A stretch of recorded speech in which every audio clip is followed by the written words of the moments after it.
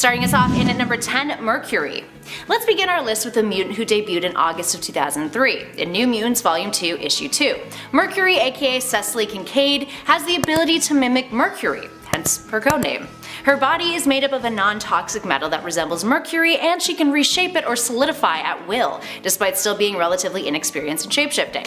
She can cling to solid surfaces thanks to her molecular adhesion powers, and has exhibited super strength at times, although the full extent of that strength is still undetermined. Now, she doesn't require food or water, although she does eat to make herself fit in better with others. She ended up being selected by Emma Frost to be part of her Hellion squad, along with a few other of her fellow teenage pals at the Institute, including our next number, in at 9, Rockslide. Rockslide, aka Santo Vaccaro, first debuted in 2003's New Mutants Volume 2, Issue 3, in September of that year.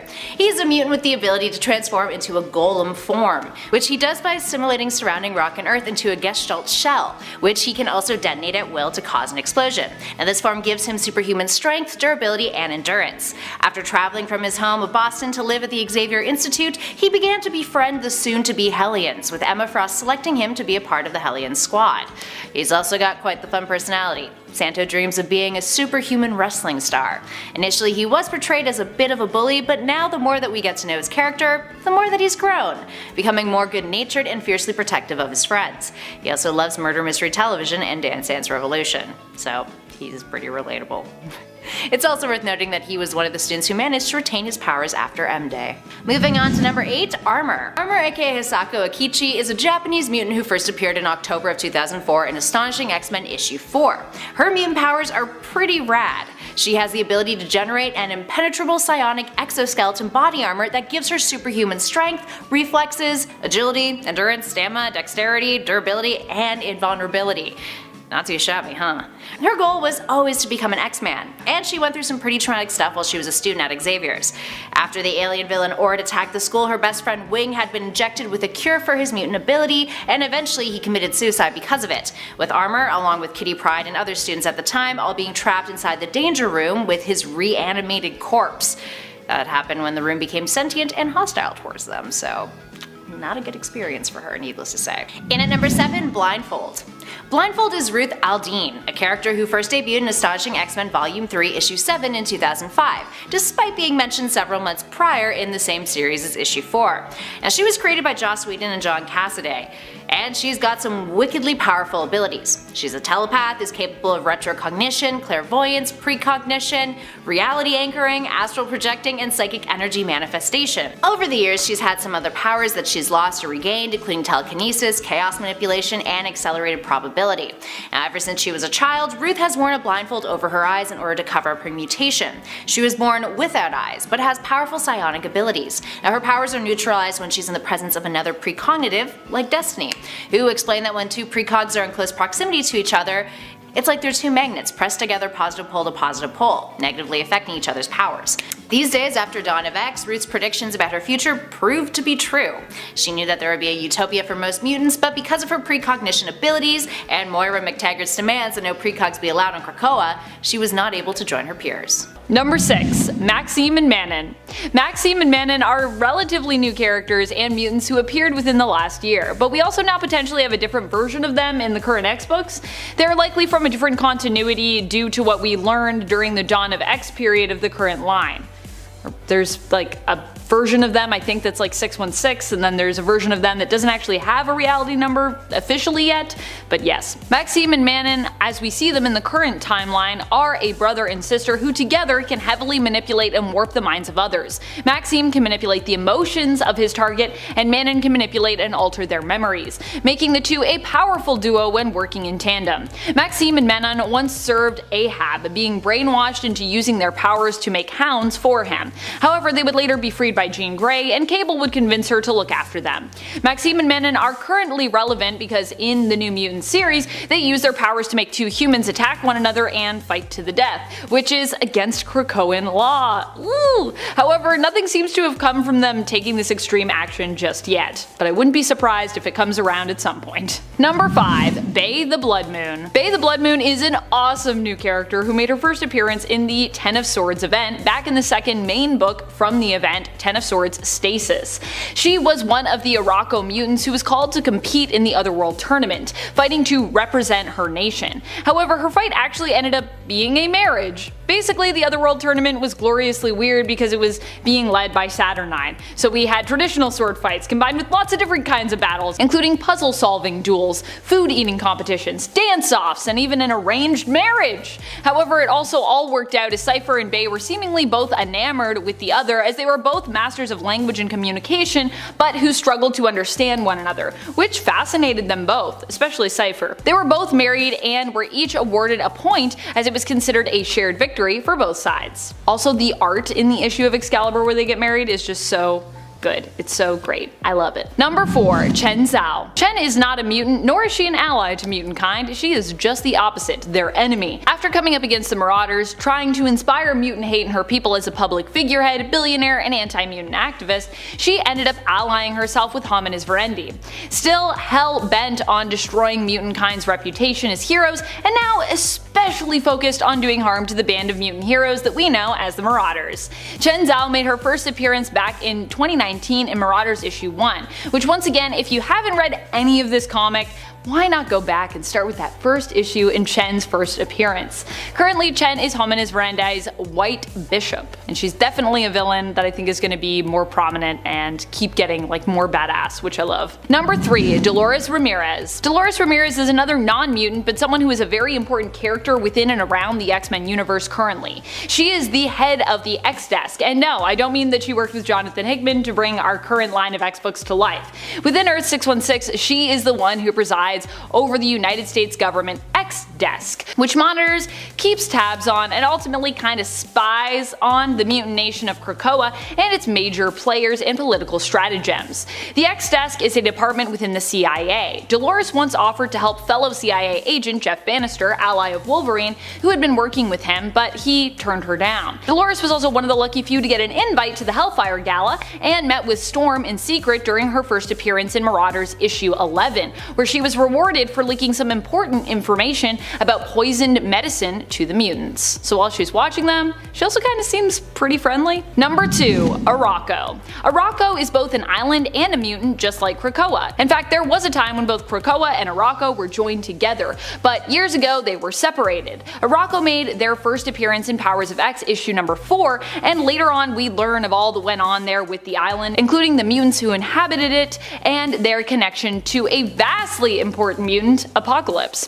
Following the Ten of Swords event, Arakko attempted to reunite with Krakoa, but both islands decided, they were no longer really interested in one another, and the time had basically changed them. They reluctantly rejoined until a more suitable option was found for Arakko and the mutants of Krakoa. In planet-size X-Men, some of the mutants banded together under the direction of Magneto to terraform Mars and move Arakko and its inhabitants, the mutants of Arakko, to the now alive planet. That's what happens when you terraform a planet, you bring it to life again. I actually didn't know that Mars was considered a dead planet until I read Planet-Size X-Men, and I was like, wow, I feel like I'm also learning some science facts, which is great. Number 1. Genesis. One of the most badass of all the new characters we've gotten recently in the world of X-Men. Genesis is the long-lost wife of Apocalypse, who also was one of the main leaders of Arakko. She ended up fighting against Annihilation and becoming its new host in order to save her people, uniting both the Amenthi and the mutants of Arakko. Donning the mask, she became a leader of the Amenthi demon army, but also lost a part of herself in the process,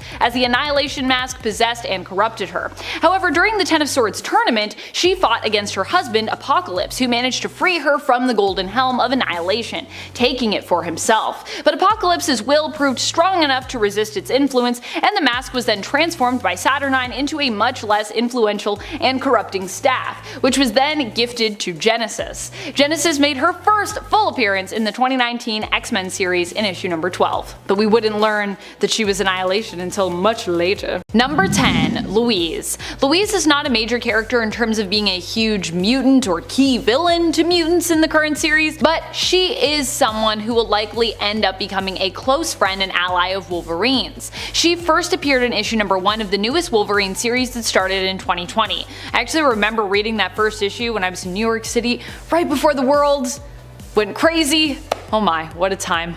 Memories. Louise is a member of the Night Guard, and while she dropped off after issue 1, as we keep coming back to Dracula and the Vampire Nation's going-ons in the Wolverine series, she too has resurfaced. Louise was given a suit by Forge to help slow her transformation into a vampire after she and her Night Guard were attacked and either killed or turned. She once more teamed up with Logan as they went head-to-head with Dracula and his loyal subjects, and likely she'll be back again as this slow burning story continues to be developed. In fact, I think this is going to be like the big story before the end of this current Wolverine series, whenever we get there. Number 9. Cyclops Lass. So Cyclops Lass might not be one of the most important characters on this list, but I still think she is a character you should get to know because, well, she's just a cool character. I really like Cyclops Lass. Cyclops Lass is Beatrice Buddy Bartholomew and is the leader of the Children of the Atom. By the way, it took me a minute to realize when I first heard of this fan-composed mutant-inspired teen hero team's name that their group name was another phrase used for mutants and even the X-Men back in the day. It's pretty cool when you realize that. Neat stuff. Cyclops Lass appears to have powers similar to the X-Men member and often leader, Cyclops, but in reality we learned that it was actually alien tech which gave her team their powers, allowing them to appear like mutants and like some of their favorite X-Men members. Still, Buddy is a cool character, and while Children of the Atom has ended, I do hope we get to see more of its team members. Buddy made her first cameo appearance in Marvel's Voices issue number 1 and her full appearance in Children of the Atom issue number 1. And friends, before we move on to this next spot, if you are loving this list, if you want more mutant lists, please let us know by hitting that like button. It really does help us out at the channel, and it lets us know that you want more X lists, which honestly I like giving you all the X-Men things, so yes, let's do it. Number 8. Cosmar. Cosmar is one of the new mutants, if that makes sense. She first appeared in issue number 9 of the newest series from 2020. Currently there are 2 different groups of new mutants in that series, the one based on the mutant island nation of Krakoa, who are truly feeling those outcast vibes right now, and currently are like the Shadow King's lost mutant kids, and the other traditional new mutant team who is more focused on space adventures and other international exploits. When Cosmar's powers first manifested, it resulted in the death of her parents. Her powers cause her to suck people into her nightmares, as she creates a reality warping sphere surrounding her. All those who touch or interact with it run the risk of being sucked in. And I believe Forge actually made her a suit as well, as Forge is just making everybody little things to help them with their powers, to help her sort of control those powers so that they wouldn't be so disastrous. Number 7. Gimmick. Gimmick is a new mutant who first appeared and had her powers manifest in Children of the Atom. She was the one member of the team who actually ended up making it to Krakoa due to the fact that she was a real mutant, in addition to also being a major fangirl of the X-Men. But aside from her being a mutant, Carmen Cruz is also good friends with the fellow Children of the Atom, with Cyclops Lass, aka Buddy, probably being her best friend on the team and also her secret crush who she's in love with. Another thing that I love about Carmen is that she also is the person that makes all the costumes on the team, and she's super into cosplay, which I just think is like super cool and super cute. We don't have a lot of characters in the comics that are cosplayers, so I really liked that element. Gimmick's powers appeared initially to be similar to Gambit's, but this was all done using alien technology. In reality, when Carmen's mutant powers manifested, it was revealed that they were shape-shifting in nature and also granted her a healing factor. Carmen made her first cameo appearance in 2020 in Marvel's Voices issue 1, but would appear fully in the first issue of Children of the Atom the following year in 2021. Also, when she did have her Gambit powers, it was pretty cool because she was like throwing basically little like clothing pins, if that makes sense, at people, which I love. And at number 6, Bling. Roxy Washington is Bling, with an exclamation point. A mutant who attended the Xavier Institute and was a part of the X-Men in Training Squad, first appearing in X-Men Volume 2, issue 171 in 2005. She's the daughter of a celebrity couple, 2 hip-hop artists named Daddy Libido and Sexy Mother. And because of this, she had often been targeted by kidnappers or assassins because of her parents' fame. She had no desire to follow in her family's footsteps, and being a mutant who had a diamond form and superhuman durability, and an ability to project diamond shards to boot, she came to the Xavier Institute and was trained under Gambit under his squad. She's also bisexual and had a big ol' crush on Rogue. I mean, who doesn't? Aside from her genius powers, she's got a genius level intellect, she's a master engineer, and at one point she was recruited for Angel's board at Worthington Industries. She's also not overly caught up in the mutant-human dynamic, she kind of prefers to just not deal with it. To each their own. And at number 5, Trance. Next up we have another mutant who debuted in 2005, Trance. Trance first hit the scene in New X-Men Academy X issue 12. Trance, whose name is Hope Abbott, is a mutant with a particularly interesting power. She has an energetic astral projective form in which she projects her astral self and can travel over far distances in this form, as well as avoid physical injury and can produce a disruptive energy surge. The first time her powers manifested in her hometown of Bloomfield Hills, Michigan, it looked as if a ghost had come out of her body and it actually gave her father a heart attack. She was then sent by her parents to the Xavier Institute in hopes of her being cured of this mutation. Culturally sophisticated and voted the best dressed by her classmates, Hope never really made the cut when it came to the formation of a new X-Men team, but she stayed at the Institute to train further. She has a decent amount of untapped power that she's yet to learn to control, like creating arcing energy surges that can stun foes, and bend metal or concrete. In at number 4, Graymalkin. Jumping forward a few years for this one, let's talk about Jonas Graymalkin, a character who first appeared in Young X-Men issue 1 in June of 2008. Jonas is quite old, narratively speaking. He was born in pre-revolutionary America and spent his youth coming to terms with his sexuality, having realized that he was gay. His father caught him with another boy one day in their family's barn, and believing that Jonas was an abomination and the spawn of the devil, because he was super Christian, he beat Jonas to death. Or at least he thought Jonas had died. His father buried him alive in the nearby woods, and this is what triggered Jonas's mutant powers, allowing him to survive around 200 years underground, which just so happened to be under the Xavier Institute. Turns out he's actually an ancestor of Charles Xavier's. Now when a Sentinel attack destroyed the school, he was unearthed.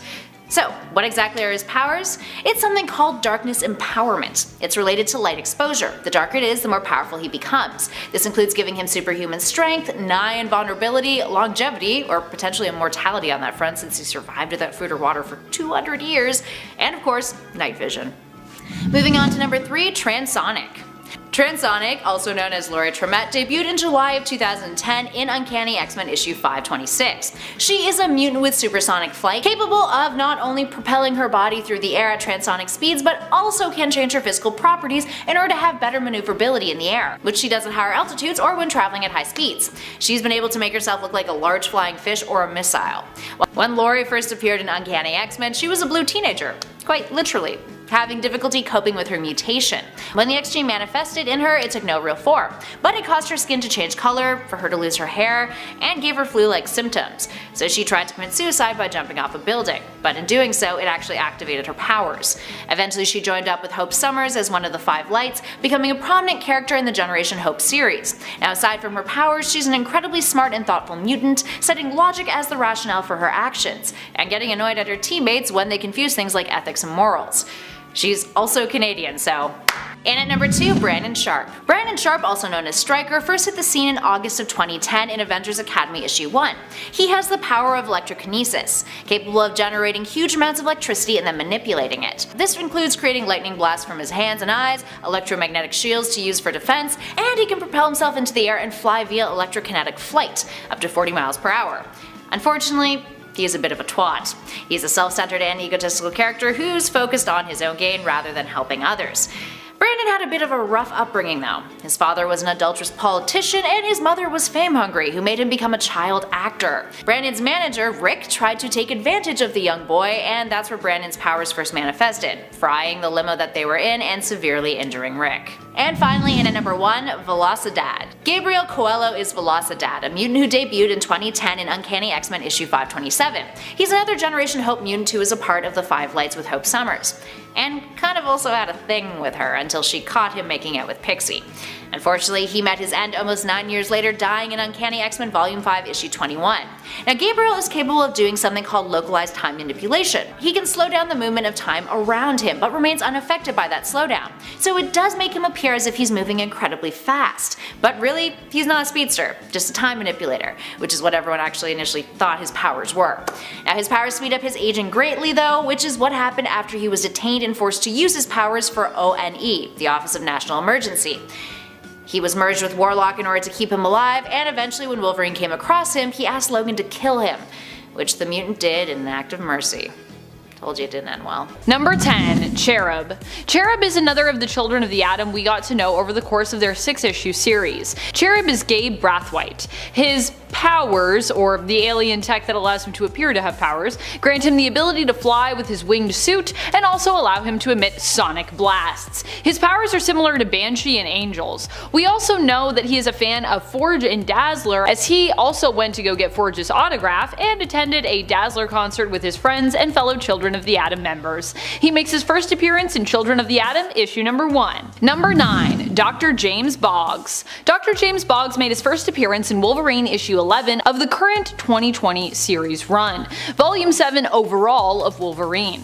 Dr. James Boggs was a doctor who was recruited by the Vampire Nation to study Wolverine's blood and find a way to use it to eliminate vampires' weaknesses. He began to question the morality of what he was doing, but then he was forced to keep working for Dracula and the Vampire Nation when they transformed his lab assistant into a vampire, and made him one of his test subjects. However, this also inspired Dr. Boggs to betray Dracula, causing him to join forces with Omega Red, who was also coerced into working with Dracula and the Vampire Nation initially, but decided to betray them in order to truly join forces with his new home of Krakoa. In the end, Boggs was killed, but the attack against the Vampire Nation was successful. He will likely be one of the main casualties in what will become an all-out war against the Vampire Nation. And friends, before we move on to this next spot, if you are loving this list and you want more X-Men lists, yes, be sure to let us know by giving this video a thumbs up. Number 8. Nighty Nightcrawler. So I know that technically everyone still keeps calling him Daycrawler, but Jason Thomas himself insisted he wanted to be renamed Nighty Nightcrawler during his time on the Children of the Atom team. And so I'm going to honor his request. Nighty Nightcrawler it is. Jason is the younger stepbrother of Marvel Guy, aka Benny Thomas, and the two near the end of the series get to have a really touching moment where we learn that Benny really does care about his younger stepbrother, despite seemingly resenting his new family members and dynamic. Nighty Nightcrawler's powers also come from alien tech like most of the rest of the Children of the Atom, and like his name implies, they are similar to Nightcrawler Kurt Wagner's powers, allowing him to teleport and modified to produce Nightcrawler's signature BAMF sound. BAMF! Number 7. Marvel Guy. Marvel Guy is Benny Thomas, stepbrother to Jason and also a member of the Children of the Atom. While Benny is a big Wolverine fan, his powers given to him by alien tech are more comparable to Jean's, hence his name Marvel Guy. However, they are also a lot more restrictive than Jean's power set, which at this point allows her to do just about anything. Also, I don't know if you've noticed, but I also kind of feel like Marvel Guy's costume is a little bit more of an homage towards Wolverine, which I think is pretty cute. Like the other Children of the Atom, Marvel Guy has pieces of an older version of Magneto's helmet built in to protect him against telepaths. And he also possesses gloves which emit pheromones, allowing him to control and influence the minds of others. In most cases, he uses this to put his enemies to sleep, which I think is like the best way you could use those powers without being problematic, to be fair. Number 6. Jeff Bannister. Jeff Bannister is an ally and later friend of Wolverine's and a CIA agent who first appears in Wolverine issue number 1 of the current series and will likely show up again in the series in the future. He teamed up with Wolverine to learn the source of and put a stop to a deadly new drug that had surfaced called the pollen. Together, he and Wolverine track down the Flower Cartel and the Pale Girl, who was initially thought to be a shared hallucination brought on by the drug, though we'd later learn that she was actually a real person. Jeff Bannister also has a daughter who suffered from cancer. After Bannister worked with and befriended Wolverine, Logan was actually able to help his daughter by getting her immediate access to Krakoan medicines, which helped to cure her.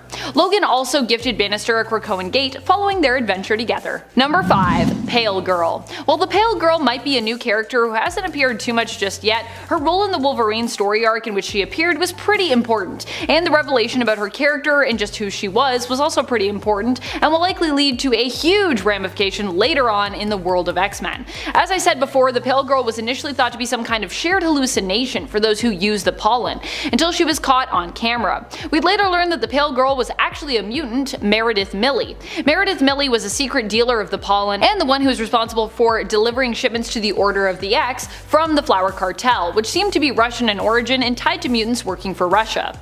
The Pale Girl was the missing piece to this puzzle and was also revealed to be a powerful mutant who, while appearing ghostly, could also take control of the minds of her victims, bending them to her will. Number 4. Death. Death is one of the children of Apocalypse and his wife Genesis. He is one of the original 4 Horsemen members, which also adds an extra dimension to the fact that Apocalypse generally is referred to any of his 4 Horsemen groups formed thereafter as his children. Although I guess he also kind of thinks of all mutants as his children, so there is that too.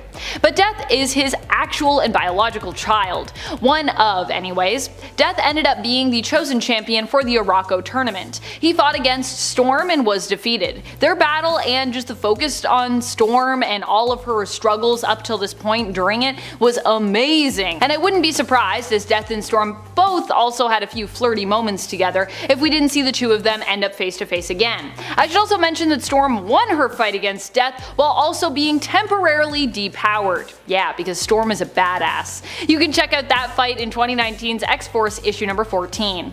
Recently, Death showed up in the current Wolverine series where he was approached by Logan and his vampire hunter friend, Louise, and asked to help them in their fight against Dracula and the Vampire Nation, to which he agreed. And if you're wondering, wait a minute, didn't he die at the end of the Ten of Swords tournament? He was like kind of torn apart. He didn't. He turns up in Sevalith later and he's alive.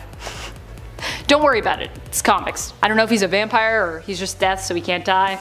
I don't know. Number 3. Psylocke's daughter. Psylocke's daughter doesn't have a name just yet, but is a character that was hugely focused on in the Fallen Angel series. If you are a Psylocke fan and you wanted a Quantum-focused series, I highly recommend you check out that series. Psylocke teams up in the series with X-23 and young Cable in an attempt to find out and rescue her daughter. In the end, Mr. Sinister is the one who ends up in possession of the child, who now leads a cybernetic existence within Apoth's remains, and uses her safety as a leverage in order to motivate Quantum to work for him as the leader of his Hellions team. While her daughter might not have a name yet, at least I don't think we've seen her with one, she was featured in an illusion created by Mastermind that Psylocke was trapped in issue 10 of Hellions. Another book that is a current recommended read for my Psylocke fans out there. And hopefully her daughter will get to come back and we'll get to see more of her. I think that could be cool. Number 2. Iska the Unbeaten. Iska is the sister-in-law to Apocalypse, being the sister of his wife Genesis. Her mutant ability is probably one of the coolest out there, along with Domino's luck ability.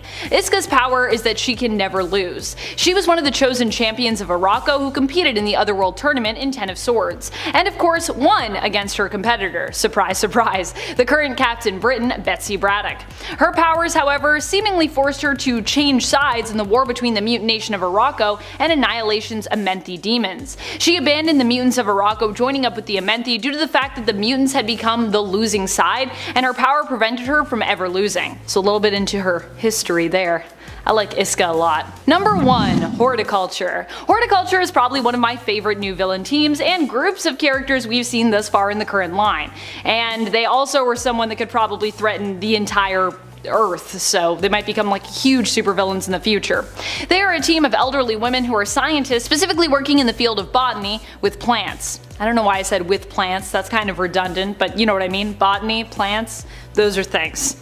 Their goal is to eliminate a large chunk of the human population in an effort to return the Earth to a more natural and pristine state. Their leader is Augusta, and members include Lily, Edith, and Opal. It is possible there could be more members of Horticulture as well. These are just the 4 women that we are familiar with based on the 2019 X-Men series and Empire Limited series, where they appeared as enemies and for a short time during Empire, reluctant allies. We've also learned through the Avengers side of things that Harrower, Augusta's great niece, was a former member of the team who split off to do her own thing. Horticulture first made their appearance in volume number 5 of the X-Men in issue number 3. That's the 2019 X-Men series, not the 2021 one, which is the current one. Number 10. Kid Omega. Kid Omega, aka Quentin Quire, has also been described as an Omega level telepath and telekinetic before. He joined up with the Xavier Institute later in the new X-Men series in issue 134. Quickly, Quentin became a prized student of Xavier's, who saw within him a great potential, as brilliant and as talented as he was. However, over time and with the revelation that he had been adopted, he became more rebellious and egotistical. He questioned Professor X and the professor's dream for the world, for humans and mutant kind to coexist in harmony. He began using the mutant drug Kick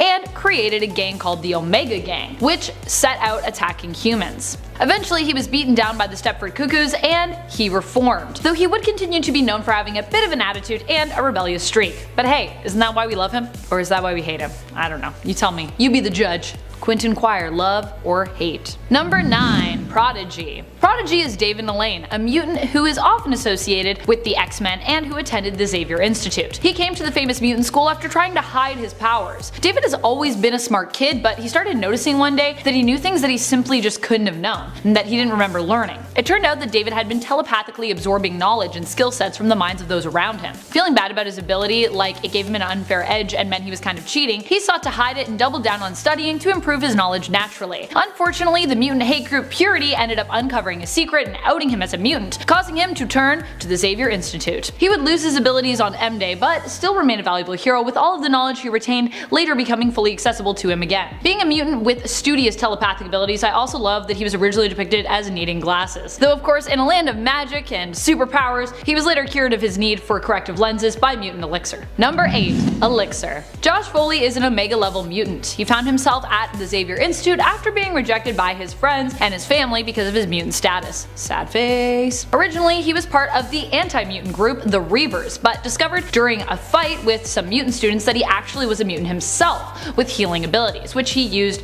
to heal one of the fellow Reavers who was injured in the fight. He tried to hide his powers as long as he could, but eventually he got found out and outed. His powers allow him to manipulate the biological structure of organic matter within a certain proximity to him. He can use these powers to heal or to harm others, and is also able to sense one's life energy, and even transfer life energy from one being to another. Foreseeable ability. Most recently we saw him in the House of X as a member of the Five, a group of mutants whose powers when joined together allow them to resurrect other fallen mutants. He made his first appearance in New Mutants Volume 2. Number 7. Abigail Brand. Abigail Brand was created by John Cassidy and Joss Whedon, and made her comic book debut in Astonishing X-Men Volume 3. She is a no-nonsense badass who is half mutant and half alien. One of the first to show us that even those with alien heritage can also be mutant too. Brand is best known in affiliation with SWORD, a division of S.H.I.E.L.D. that seeks to guard the world against and deal with extraterrestrial threats. SWORD stands for Sentient World Observation and Response Department, in case you didn't know. And Brand serves as the commander of the organization, the head of the organization, if you will. Her mutant power is contact pyrokinesis. She can produce blue or red flames on her hands and use those to burn through almost anything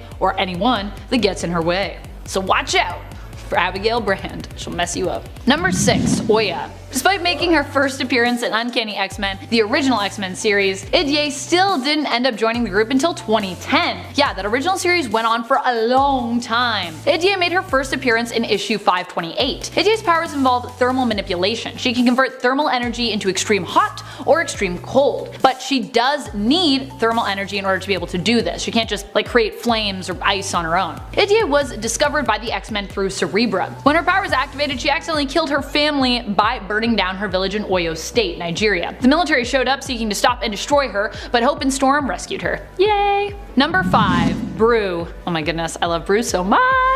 I love Brew too much. Calm down, Amanda. So Brew has to be one of the cutest mutants on this list, just FYI. Brew is a mutant and a member of the Brood alien race. Brood are typically born with an urge to kill and consume. They do not understand compassion and empathy in the same way that humans do. But Brew was born with compassion, which actually made him a mutant of the race, and also helped him to become independent, separating himself from the hive mind and developing his own sense of self with the ability to make his own decisions. Well, you might not think of compassion as a mutant ability, for the Brood it very much is. In fact, when young Brood are born with such mutations, they're usually deemed as a reject and killed. But due to the dwindling population of the Brood Queen allowed Brood to live. He studied at Jean Grey's mutant school for higher learning. And he wears a cute little suit. It's so cute. Never thought Brood could be as cute, but there you go. There you have it. Anything is possible if you believe. Number 4. Genesis. Genesis was created by Phantom X using the World, a research facility created by the Weapon Plus program, which had been shrunken down to portable size. Think Hank Pym's Lil Quantum Lab in the Ant-Man and the Wasp MCU film, but smaller than that. Genesis, aka Evan Sabanur, is the clone of young Apocalypse. Phantom X created Evan to help overthrow Angel, who had become Apocalypse's Horseman of Death and sought to replace him. Evan was raised to be basically a good version of Apocalypse, what the X-Men villain would be like as a hero, if you will. Evan has already shown that he possesses some of the original Apocalypse's powers and abilities, including super strength and durability, matter manipulation, and energy manipulation. And it is likely that as he grows, he will develop even more of his abilities. Probably. Possibly.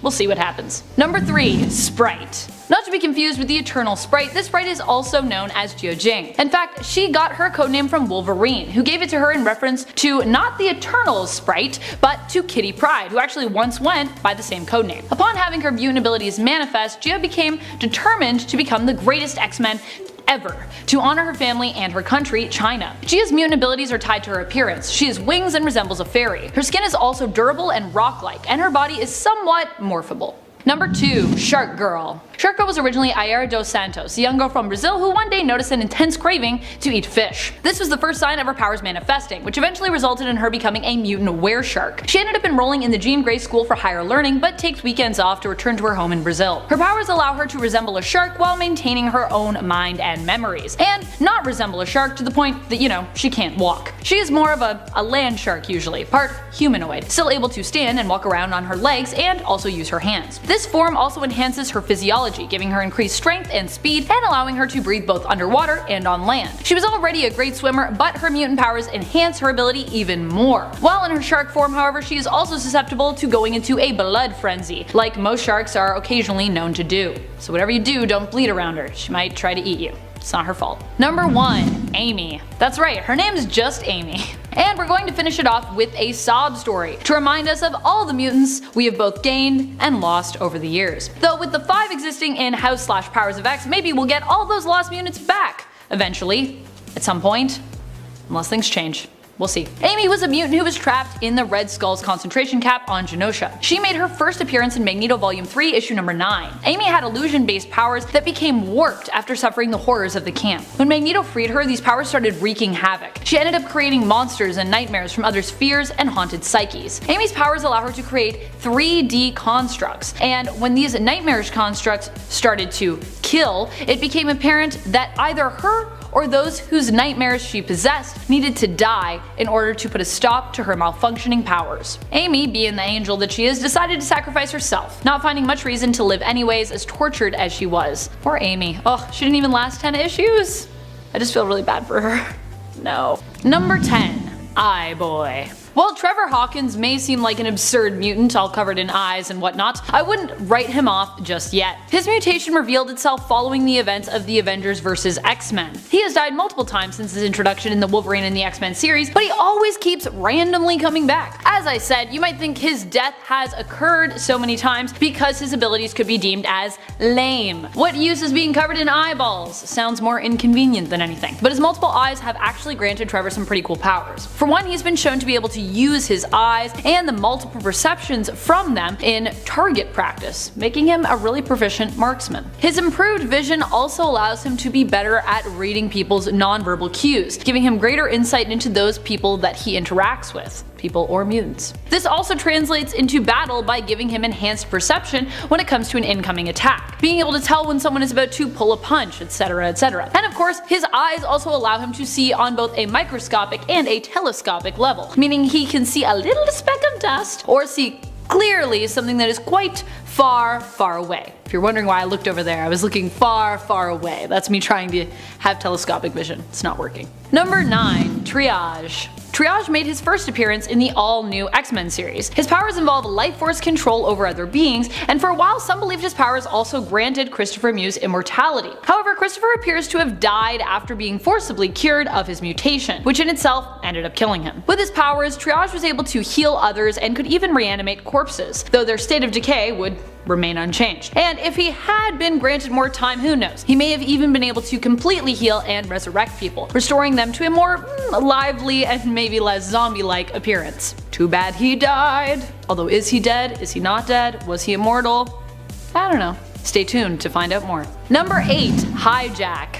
David Bond was first introduced in Uncanny X-Men Volume 3. He was revealed to be a technopath with a proficiency for controlling cars with his mind. He could start an engine, unlock and open doors, and make them drive around. A pretty sexy power in my opinion, but then again, I have an affinity for cars because I'm a weirdo. After David discovered his powers, he went to parking lots at night to test them out, but ended up being caught by the local police. At the time, his girlfriend Karen was with him. Terrified, she actually outed David as a mutant, getting him into quite a bit of trouble. David was then rescued by the X-Men while trying to flee the police. He later took the codename Hijack. appropriate, I think. His powers have also been shown to be able to manipulate more tech than just vehicles. He can actually use them to defeat Sentinels and even interfere with technological armor. Not a mutant that Iron Man would like to go up against then. Although Iron Man is a bit of a technopath himself now. I wonder who would win in a fight. But I think my money's still on Hijack. His technopath powers seem stronger. Come at me if you think Iron Man would win, but I don't know. Number 7. Forget-Me-Not. Propositional existentialism incarnate. To be or not to be? That is the question. With Forget-Me-Not, you can actually never be quite sure. Although, you probably would be more inclined to think that he didn't exist. Not to be in this case. Or scratch that. To not even know who I was talking about when I asked your opinion on if he existed or not. Forget-Me-Not's mutant powers are that he is imperceptible, meaning that no one even knows he's there or can sense him. This translates to technology, and this also goes beyond just the physical perception as well. Even telepaths struggle to take note of him. There are some weird exceptions to his power though, like Phantom X claiming that he could always detect Forget-Me-Not for some reason, and Psylocke has been able to find ways to locate him within others' memories through absences and holes that he leaves behind. But even Xavier himself had to set a once-an-hour reminder in his mind in order to remember Forget-Me-Not, and he was one of the most skilled at remembering him, so apparently other than Phantom X though, who could just remember him because his senses are real good. I don't believe it. I think Phantom X is fibbing. He's just trying to sound cool. It's like, I always knew he was here. I can see him right now. It's fine. He's overweight. Rude. Number 6. Gabrielle Kinney. Gabrielle Kinney has been through a series of codenames since her introduction in All New Wolverine in 2016. When Gabby was introduced, she got to play the role of Little Sis to another favorite mutant, X-23, Laura Kinney, who had actually adopted the codename Wolverine in that series. She was the all-new Wolverine, get it? See, Gabby is also a clone of Wolverine's, which makes her part of a weird kind of clone family. Ergo, her powers are also similar to those of Laura and Logan's. She has bone claws and a healing factor and enhanced senses. But she also has a different ability than her predecessors. She cannot feel pain, making her an extremely tough mutant to go up against. Also probably be hard for her to know when she's like getting close to being defeated. Like, I don't know, I can't feel it. Number 5. Children of the Vault 4.0. That's right, we're talking 4th generation Children of the Vault. It's getting real, baby! While the Children of the Vault may not be a new group, each time they return to the Vault, they're generally upgraded, and basically a new version of the team is produced. A new generation, if you will. Initially, with all the information the Vault had acquired, it was only able to evolve them to a 3rd generation, which already was really impressive and powerful. However, after acquiring Darwin's genetic material for study, they were able to evolve even past that final stage, giving us the unstoppable 4th generation of the Children of the Vault. We saw this evolution of the team in 2019's X-Men issue 19, and boy are they scary. I cannot wait to see the X-Men face them again in the future.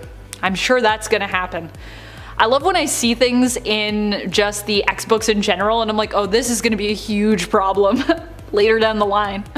Krakoa has so many enemies, it's crazy. Number 4. Solemn. Solemn is the one that I initially expected Wolverine to fight in the Ten of Swords event. I mean, I think we all did. But he didn't really. Solemn is one of the sword bearers of Arakko who was actually imprisoned when he was recruited. He was imprisoned because he had killed Bracken, War's husband, so War was initially reluctant in recruiting him, even more so when Solemn acted as though he was actually greatly needed and should not only be freed for serving as a champion of Arakko in the Otherworld tournament, but also deserved to receive rewards and gifts for his service.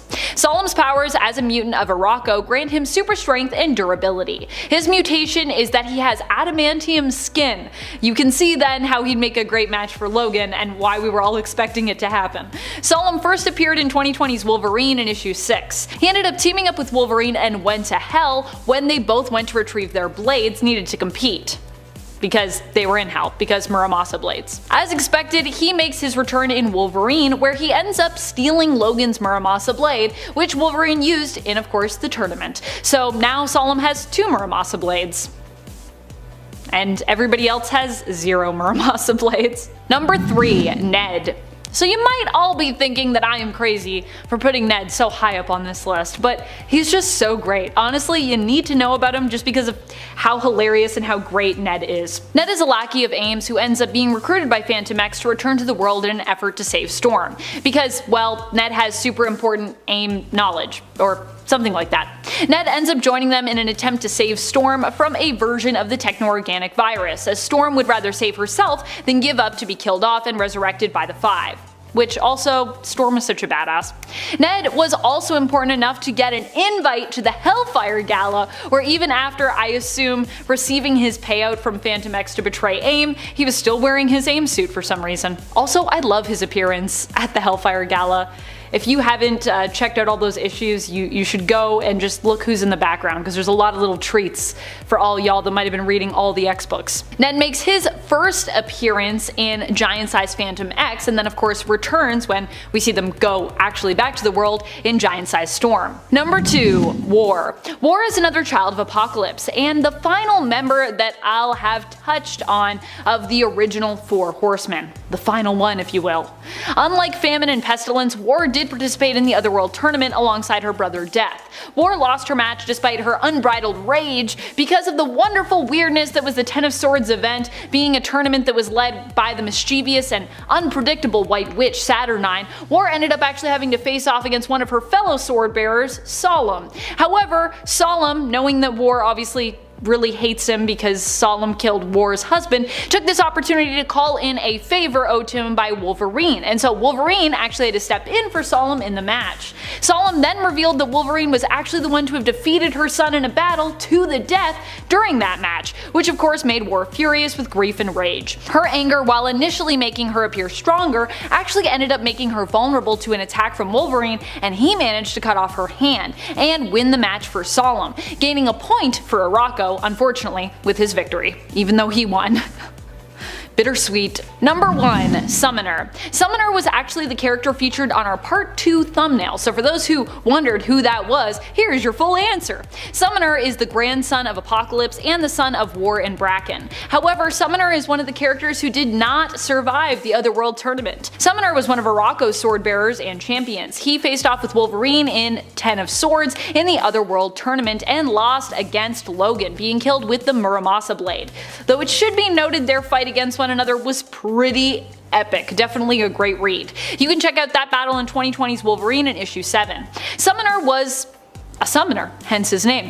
He was able to summon and control the dark beasts of Arakko, elementals, and demons. It should also be noted that Summoner also betrayed Krakoa, pretending to be a friend and then being like, yeah, I'm just here to actually backstab my grandpa Apocalypse and backstab all you mutants because we want to take over Krakoa. Hey.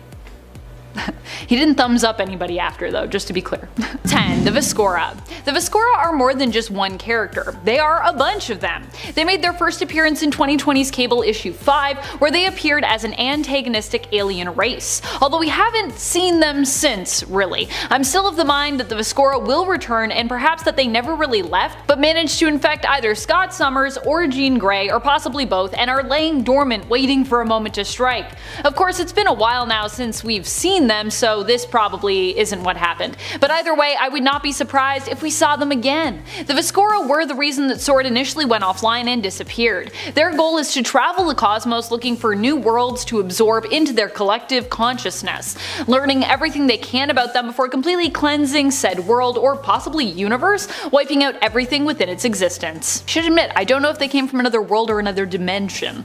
The portal that they come through kind of implies that they perhaps came from another dimension, but yeah. We haven't seen a lot of them. Number 9. Famine. Famine is another of Apocalypse's children, and originally Four Horsemen. Unlike Death, who I mentioned on our part 2 of this series, Famine was not as deeply involved in the Otherworld tournament, so we haven't got to know them quite as well as some of his more predominantly featured siblings. Famine, instead of being directly involved as a champion of Arakko in the Otherworld tournament featured in the Ten of Swords event, stayed behind instead to act as a representative and witness on behalf of Amenth and Arakko, watching the tournament unfold as a guest of Saturnine. There to witness the tournament and kind of argue about things going on. There was some of that happening. Number 8. Pestilence. Pestilence is the daughter of Apocalypse and another member of the original Four Horsemen. Pestilence probably has my favorite character design of all of Apocalypse's children, wearing a sun disk headdress atop her head that covers half of her face. Initially, I thought her head was just actually half sun disk, which greatly informed the way I imagined her character's voice in my mind, to be honest. But I'm still gonna keep it like that in my mind.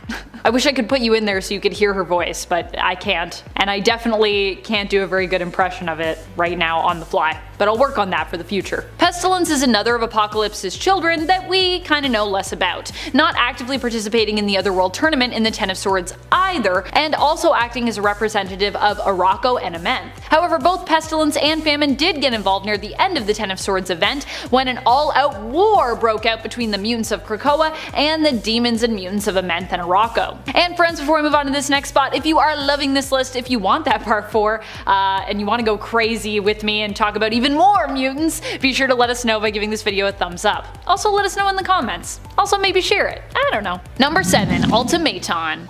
Ultimaton actually isn't a new character in the sense of his first appearance, but we did get some new revelations that changes the way that we see his character and definitely makes him feel newly revitalized in terms of lore. Ultimaton's true identity has been unknown for years. Also, I hope I'm saying that right. We're talking over a decade in terms of comic book history of us not knowing who this really is. But in the recent giant-sized Phantom X, which came out in August last year, 2020 if you're watching this into the far future, we learned who Ultimaton really was, as the old villain created by Grant Morrison and Chris Bachalo back in 2003 finally became unmasked. Turns out that Ultimaton is closely related to Phantom X himself, being his identical brother who was also created in the world. One of the many attempts to create a perfect specimen by AIM. But unlike Phantom X, he wanted to stay in the world. He's like, I want to stay here, I'm good. Number 6. Sarah St. John. Although another seeming non-mutant, Sarah St. John could definitely be a huge person of interest moving forward in the new X-Corp comic. Also, this comic was probably my most anticipated new X book in terms of all of the ones we've had announced up till this point. I was just so excited for a business-focused series, plus the return of the X Corporation, plus Angel and Monet both getting to have their time in the spotlight as the main characters of this book. And I gotta say, so far it has not disappointed me, even with all my extra hype about it. X-Corp issue 2 is the Hellfire Gala issue, where the newly relaunched X-Corp team are holding meetings with those interested in investing or otherwise helping the corporation along, making partnerships with them or working for them, you know what I mean? One meeting they don't really manage to get to until it's too late is with Sarah St. John, a representative of Noblesse Pharmaceuticals. Sarah proves to be charming when they do meet up, and is the only human who reached out to X-Corp to arrange a meeting during the evening of the gala, should be noted. However, it's revealed that she already made a possibly lucrative sized deal with the newly formed and antagonistic to X-Corp group, Fenris Consulting, owned by the mutant Von Strucker twins Andrea and Andreas. Number 5. Rat King. A play on the Pied Piper, this mutant villain has the power of zoopathy, which allows him to control animals using music. I don't know if I'm saying that right. Zoopathy, zoopathy, it's kind of a weird word. He is the son of the Morlock Piper, whom he shares abilities with. When it was revealed that he was controlling local animals in Central Park into doing his bidding, Nature Girl and iBoy joined together to put a stop to him, freeing the animals from his control. Thus ended the reign of Rat King. Although, he's still around, just chilling in his flip-flops. Number 4. Trinary. Trinary is another technopath. Her abilities allow her to control various pieces of tech within her line of sight. Similar to Hijack, this also includes, but is not limited to, Sentinels. In fact, born and raised in India, after discovering her mutant abilities, she used them to steal money from the top 5 highest earning CEOs' accounts. She then transferred and divided that money up between all the working women of India. Is it weird that I kind of love that? Because I kind of love that. Very Robin Hood. This later led to her imprisonment, which she managed to escape. She also appeared in House of X, working alongside the team of Technopaths and Moira X, who worked on Project Sleeping Giant. Sleeping Giant was created to help monitor for the development of Nimrod tech, which would threaten mutant kinds and eventually humanity's own existence. Technopaths seem to be becoming more common in the mutant world, which I kinda love. It's like as our tech develops and grows, so too do those with powers surrounding it, who seem to be popping up more and more often. Trinary made her comic book debut in the X-Men Red series. Number 3. Maxime and Manon. Maxime and Manon are kind of like a mutant duo, so I thought I'd include them together. They're twins from the future, whose mutant powers activated before puberty, so they're kids. In the future, they attended the Xavier Institute for Young Mutants. However, they were then kidnapped and brought back to the present, where they were brainwashed by Ahab and used as evil little weapons. Scary weapons too, may I add. After being defeated, the two children were left in the care of Jean Grey. They had been good children before they were sort of corrupted, and it was believed that they could probably be redeemed. Their powers allow them together to severely mess with people's heads, telepathically. Maxime's powers allow him to manipulate people's emotions, while Manon can alter someone's memories. They both also possess some mind control abilities as well. A dangerous combination, as we saw in New Mutants Volume 3, issue number 4. If you haven't read that yet, go read it, because it's messed up, it's great. Number 2. Shade. Darnell Wade became inspired by New York superheroes, and he decided to build his drag persona around this inspiration, taking the drag name Shade. Also, can I just say that I love that Shade is wearing like a bunch of pouches like as a sash, it's amazing. Shade longed to star in a drag competition show, but her dreams were dashed when her friend Spillin' Tiana Taylor was chosen over her to compete. To add insult to injury, Tiana also spurned Shade on national television, ending their friendship. Shade returned to her apartment where the power had just been turned off, and it felt like she had, well, hit rock bottom when her mutant powers manifested. Shade's powers allow her to teleport herself and others to the Dark Force dimension. Since her introduction in Iceman Volume 4, she has taken the alias of Darkveil. Number 1. Gwenpool. Gwenpool has recently been retconned as a mutant. Due to her self-awareness of the world around her, she was able to alter her origins. In Gwenpool Strikes Back Volume 5, she uses her reality-altering powers to rewrite her own story and make herself a mutant, which Kamala Khan claimed had been the truth all along, and she had just blocked it out as a coping mechanism, making up the world of comics, which in truth was Gwen's real world. This allowed Gwenpool to move through a portal to Krakoa. Once there, she was welcomed by fellow mutants, including her ex, Quentin Quire. She even gave herself a House of X / Powers of X style character breakdown in one of the final pages of this issue. I guess we'll see if this ends up sticking, but for now at least, it seems Gwenpool has joined the mutant ranks. And what a time to be a mutant! If there was ever a time I would want to jump into that world, it would be now. Or the 90s, when of course I could have all the pouches. Give me all the pouches, that's all I want in my costume. Number 10. Tempest. Eva Bell first made her appearance in All New X-Men issue number 1 in 2013. She could be viewed as one of the most useful of the New Mutants to surface in the past decade, because her abilities are so based in something that the X-Men and mutants and, well, sort of all of Marvel seem to get involved with more often these days. Time travel. Tempest has chronokinesis powers, which allow her to alter the way time moves around her in the area she is in, and allow her to create time bubbles which she can send through time for a short while, and even time travel fully herself. She has been referred to as near Omega level, and honestly with a bit more control over her powers, I could see her making the Omega list any day. Tempest is also one of the House of X's The Five, and helps to bring deceased mutants back to life by speeding up the growth process within their eggs. It sounds creepy when I say it like that, but more will be explained. Number 9. Morph. I really like this mutant because with him they found a way to make shapeshifting abilities unique again, and somehow make them even weirder and cooler at the same time. Morph, aka Benjamin Deeds, is able to shapeshift into those he spends time with, slowly, over time. So the more time he spends with you, the more he starts to resemble you. He really is the embodiment of what it feels like to live in somebody else's shoes. As he fuses with you, he takes on your look, your voice, and also exudes an energy that encourages you to trust him, to feel relaxed and calm in his presence. I just think this is such a cute way to imagine shapeshifting, and a useful way to use it as well, potentially calming your target into submission as opposed to causing them harm. It's kinda like the anti-mystique of shapeshifting, I think. Number 8. Gold Balls.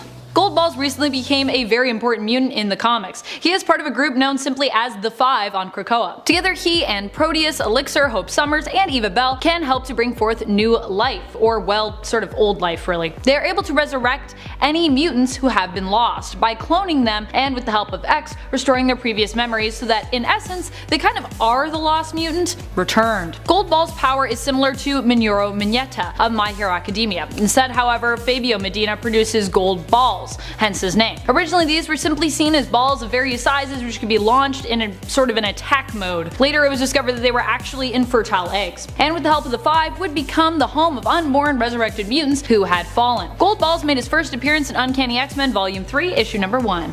Number 7. Ellie Camacho. Eleanor is the daughter of Deadpool and Carmelita Karma Camacho. That's right, Deadpool is a daughter, if you can believe it. Carmelita and Deadpool were being held hostage together, and fearing that she would die, Carmelita decided she wanted her last acts to be those of love. Her and Deadpool were rescued right in the middle of this act of love, but he still managed to get her pregnant. She initially raised baby Ellie on her own, but did track down Deadpool to at least get him to recognize his daughter and take some responsibility. That was during the time that he was actually working for Butler and constantly having his mind wiped. Butler saw the child as an opportunity, and before Deadpool could scare off Carmelita and baby Ellie, took a blood sample from the baby. This happened in Deadpool Volume 3, issue 34, 24 out of 2013. And in this issue, we learned that the results of that blood test proved that Ellie had an active X gene, meaning she was a mutant who would one day grow up to manifest powers. We don't know what they are yet, but I'm sure they're gonna be amazing. Also, she's a mutant, so cool. Number 6. Rogue and Deadpool. In a strange but kinda sweet turn of events, these two hooked up during their time together in the Uncanny Avengers in Volume 3 of the series.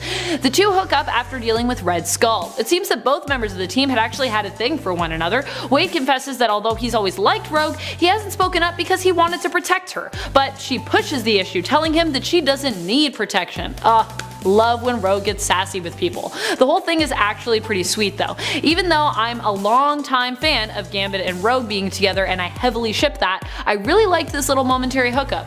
Later on, Rogue would sassily tell Gambit, who complained about the whole thing and how everyone called to tell him that she kissed Deadpool when they finally got back together for a mission. They were not dating at the time, by the way. That she didn't just kiss Deadpool, she made out with him, and she even insinuated that he was a better kisser than Remy. Ooh. Number 5. Iceman and Pyro. Kind of the ultimate couple in a way. While Jean and Emma may be seen as the ultimate fire and ice, they have nothing on Pyro and Iceman. These two literally are fire and ice. They ended up together in X-Men Gold. Iceman officially came out of the closet a few years back, which later resulted in these two having a fling. I should clarify as well that this was Simon Lasker Pyro. Still, I wish we had got to see more of these two together. I also just like that one comes from the Brotherhood and the other is from Charles's team, although this was during Simon's redemption time, so he wasn't really a bad guy anymore.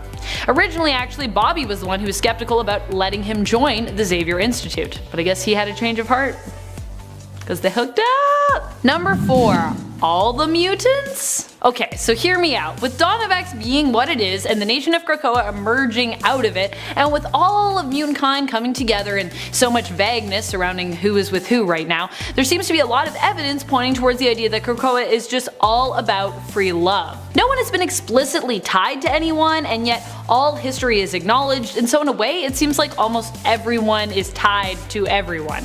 It just makes me think that there's a lot more partner swapping than ever happening on Krakoa, where no one really seems to even be fully partnered. Like everyone holds each other's hands and everybody's touching each other, and what's happening? After all, other than returning those fallen mutants that they have lost, the first law on Krakoa is to make more mutants. And I feel like they mean this in more ways than just one. That's right, people making babies on Krakoa. I said it. We haven't seen it, but I think it's happening. It's all happening off panel. I can't handle all the sexy subtext. I have so many thoughts in my brain. Number 3. Wolverine and Cyclops. Okay, so while this has never been confirmed as an official thing, in Krakoa there's been a lot of interesting flirty signals between these two. While they've always been rivals, they have also just as often been colleagues and great friends. But in the Dawn of X relaunch via subtext we get some hints that there might be more going on here. In the new giant size Jean and Emma comic, these two both seem pretty pally while they're waiting for Jean and Emma to uncover what was wrong with Storm. They sat close together, shoulder to shoulder, smelling flowers, and while it seems like Jean and Scott are one big happy family right now on Krakoa in the newest X-Men series out of 2019, issue number 7, we see that Wolverine appears to be staying with the couple at the summer house. When Logan confides that he didn't sleep great to Scott, Scott responds saying that he understands what that is like for Logan, with all the hair and dealing with being both too hot and then too cold, with and without covers. As though he's shared a bed with Logan before. This is like a weird thing to know about someone. Then they talk about Logan potentially joining him and Jean and the kids on a vacation. While Logan seems excited at the prospect of Jean in a bikini, he also seems somewhat interested at the idea of Scott in a Speedo. Well, there's always been some weird love triangle involving these two and Jean. In Dawn of X, it seems ever more prominent. So I think they might be together in some kind of strange triad. I'm for it. I ship it. I like it. Number 2. Emma Frost and Jean Grey. Emma and Jean just recently had their giant size together, which by the way was one of the prettiest comics I have ever read. I know it's early, but there is already talk of it being considered one of the most beautiful comic issues out of this year. Shout out to Russell Dodderman for this amazing art, by the way. So alongside this comic being gorgeous, the story was also compelling, and in it we got hints of just where these two ladies might be at in their relationship. Jean and Emma have always been seen as opposites, and have spent a lot of time in the comics arguing over Scott. But even though they're opposite opposite in a lot of ways, they're also similar in a lot of ways. And in Dawn of X, it seems like they're ready to bury the hatchet, and maybe even all be in a relationship with Scott? Jean and Emma have some really intimate touches in their giant size, and have had some playful banter surrounding a compliment that Jean gives to Emma on her shoes. All in all, nothing is explicitly said here, but like with Logan and Scott, there is a lot of subtext between these two ladies. And I just feel like maybe there's something happening with them and Scott too? I don't know. And then like, do these two triangles overlap? Is it just one big circle? What's happening? I'm into it, what's going on? Number 1. Cable and X-23. In Volume 2 of Fallen Angels, these two have been playing the flirting game pretty ferociously. And while kind of a weird pairing, I like them together. It's also kind of cute that they are both offspring of two other often rivals and kind of besties, Logan and Scott. It only makes their whole potential relationship cuter. These two are constantly watching out for one another, and when they join Psylocke's team of butterflies in Fallen Angels, Laura Kinney originally doesn't even want Nathan on the team. She's worried for his safety, revealing that she cares about him, although she pretends she's not interested in him. Just cute. I'd be interested to see the going-ons between these two off-panel, because there's definitely some chemistry there. Number 10. Sink and Monet. Sink and Monet met at Xavier's School for Gifted Youngsters. The two students developed feelings for one another and began dating. Monet was actually very guarded still around the other mutants when it came to her abilities. The only person she ever seemed to be comfortable around at the time was Sink. The two's romance was brief, however, ending almost as soon as it had started, as Everett Thomas passed away, using his powers to sync with Monet and take on her powers so that he could protect human students of the school that he was near from bombs that had been placed in the school by Emma's evil sister, Adrienne, which exploded. Although he was able to protect the other students, he was not able to protect himself and died from his injuries. Sink has since been resurrected and resurfaced in Dawn of X on Krakoa, where Monet also is. She helped in the mission to destroy the Mother Mold, but we have yet to see these two rekindle their high school flames since Sink's first death. Actually, I don't think we've really seen them interact yet, so see how that goes when they do. Though of course nothing will happen because nothing ever officially happens in Dawn of X, it's all subtext. It's all in the subtext. Sexy, sexy subtext. Number 9. Beast and Abigail Brand. While Abigail Brand might not be considered an X-Men, she is still a mutant, and Beast is certainly an X-Men. He's been around for a real long time with the X-Men. Abigail first confessed that she had feelings for Beast near the end of the Joss Whedon run on Astonishing X-Men, also revealing that she was a mutant as well. From there, these two would date, and Abigail has even let it slip that she would like to have children with big bouncing blue Beast. They'd have big bouncing, probably green babies. Green furry babies. Number 8. Fantomex and Psylocke. These two have always had a strange relationship because it was one that no one really expected to happen. A lot of people still enjoyed it though because Psylocke and Fantomex are both really cool, badass characters, and they're both comic book hotties. And when people are both cool, we figured that's a good enough reason to ship them sometimes, so I think that's sort of where this relationship came from. After a bit of flirting in Volume 1 of Uncanny X-Men, it was later established that these two cared deeply for one another. Psylocke even met Fantomex's mom, and later it was revealed that Weapon 13, which is kind of an AI mind that is also a part of Fantomex, was deeply in love with Psylocke. So the three agreed to become one, in a romantic sense. Weapon 13, Fantomex, and Psylocke. It's a triad thing. Fantomex is weird. He is both an AI living within him and a ship for a nervous system that are both part of him, but he's also as amazing as he is complex, so there you go. I'm sorry if I didn't explain Fantomex completely right. He is a very confusing dude. Still love him though, still excited for that giant size. Giant size Fantomex, it's gonna happen! Number 7. Kitty Pryde and Star-Lord. These two first met and worked alongside each other in Guardians of the Galaxy Volume 3, where both the Guardians and the X-Men worked together to get a young Jean Grey back from the Shi'ar. At the end of the adventure, Star-Lord gave Kitty a holographic phone so they could keep in touch. Ooh! Their romance began to blossom as they continued to contact one another just to chat. Eventually, they were trying to date long distance, and when Peter was kidnapped during one of their long distance dates, Kitty showed up, all the way from Earth, to rescue him. Aww. From then on, they were officially a thing. The two continued to see one another and were even engaged for a time. Kinda like them together too. I just feel like they're both kind of free spirits, they're both Cool people. Number 6. Nature Girl. Nature Girl was given her name by Eye-Boy. The two mutants also went on a bit of an adventure together while babysitting Jubilee's adopted son, Shogo. And the two were both a part of Jubilee's team of mutants to train at Kitty Pryde's Xavier Institute for Mutant Education and Outreach in Central Park. They are also really cute together, with Eye-Boy being covered in eyes and Lin with her little antlers being a master of nature. Lin Lee, aka Nature Girl's powers consist of an ability to bend nature to her will and communicate with it. She is able to soothe beasts, can control the elements, and can even heal nature. Truly the mutant we could all use right now, am I right? Come on, heal this terrible Earth that we have destroyed. Lin Lee was also a student at the Jean Grey School for Higher Learning. Number 5. Matthew Malloy. One of the most powerful mutants who kinda no longer exists. But he could still exist, I guess, if writers decided to bring him back. He was basically written out of existence when Tempest went back in time and prevented his parents from ever meeting, meaning he was never conceived and therefore did not exist in present day. This had to happen because Malloy proved too strong and unstable, with his powers being strongly linked to his emotions. He emitted a blast of energy that ended up destroying most of Atlanta. He also has strong reality warping powers, telekinesis, and telepathy. He could also even manipulate matter. It was even suggested that he was beyond Omega level in the comics, so although writers have written him out, I wouldn't be surprised at his power level if he didn't find a way to return to the comics. He didn't even make it to 10 issues in Uncanny X-Men Volume 3. Still, he demonstrated such power that I feel he's really worth mentioning.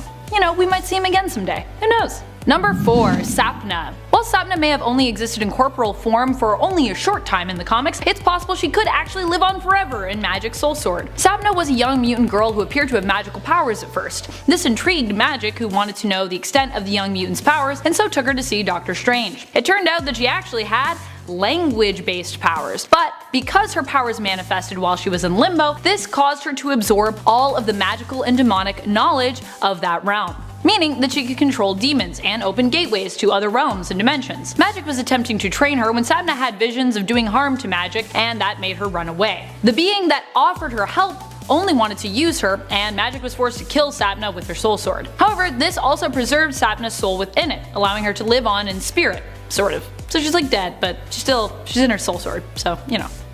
Lives on in a sword. Sounds boring. Number 3. Bailey Hoskins. Bailey is a mutant I wish we got to see more of. He is the star of the one-off, non-canon comic series X-Men Worst X-Man Ever. I say non-canon lightly because this is Marvel we're talking about, so everything is kind of canon, just living in an alternate reality. Bailey currently resides in a reality which isn't really quite established, temporarily suggested to be the alternate reality of 656, a placeholder for now. Bailey's mutant ability is self-detonation, which he can regrettably only use once, as he has no resurrection or healing powers to protect him. While you might think that makes him the worst X-Man ever, I would argue it is the one he chooses to use that power on and stand up against that is actually the worst in that comic series, the vile fascist mutant leader Riches.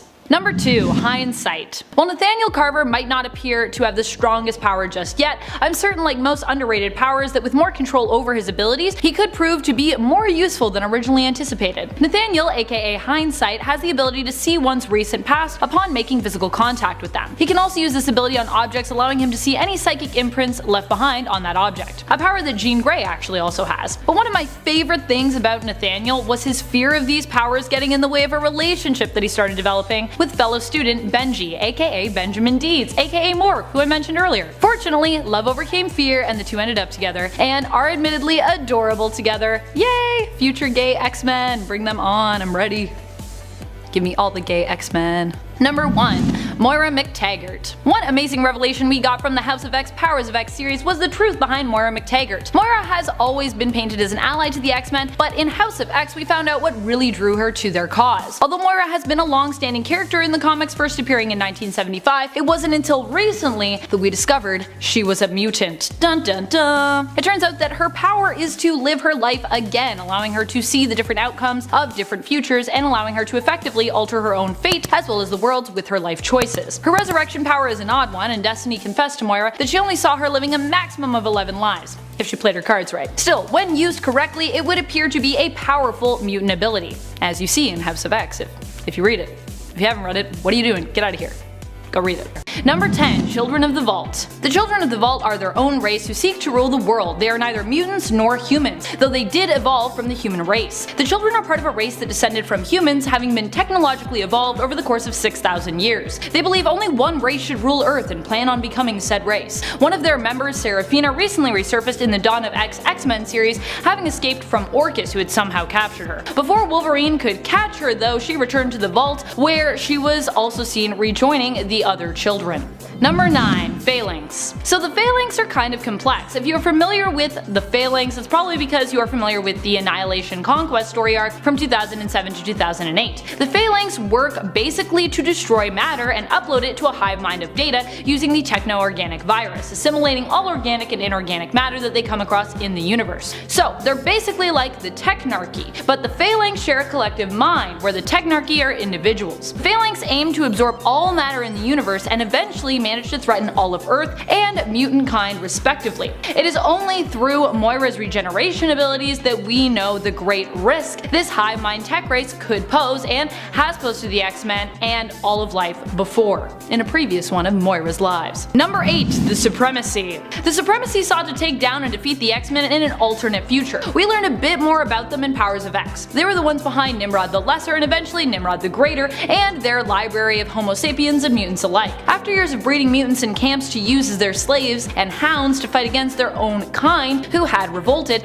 they went a step further, literally dissolving mutants in tanks of femto fluid until they were reduced to nothing but the data that comprised them. Ugh. They would then be stored in a great library where the data that their corpses provided could be used to win the war against mutant kind. Eventually, the war became obsolete, however, making this whole process and the library that stored this data almost eerily useless, which is creepier. Don't put me in femto fluid, please. Number 7. Orcus. Orcus is a combination of a variety of government organizations, some more noble than others. The money and structure behind Orcus has been provided by such iconic organizations as AIM, SHIELD, and Strike primarily, with smaller investments belonging to organizations such as SWORD, Alpha Flight, Hammer, Armor, and even Hydra. The goal of Orcus is to protect humanity from growing global threats, which in this case involve mutants. Their plotting caused Professor X to create a task force to stop the creation of a mother mold, which he and Moira McTaggart believed would be the beginning of the end for mutants in regards to the Nimrod tech that the mother mold would produce. However, we later discovered in the new X-Men series that the work of scientist Alia Gregor, who is affiliated with Orcus, proves that this assumption may have actually been wrong, and that Nimrod tech may continue to be a threat to the X-Men even with the mother mold destroyed. Also, now Alia's got an even bigger hate on for the mutants and the X-Men after the death of her husband, which happened when the mutant team infiltrated the Orcus space station and destroyed the mother mold. Number 6. Chen Zhao.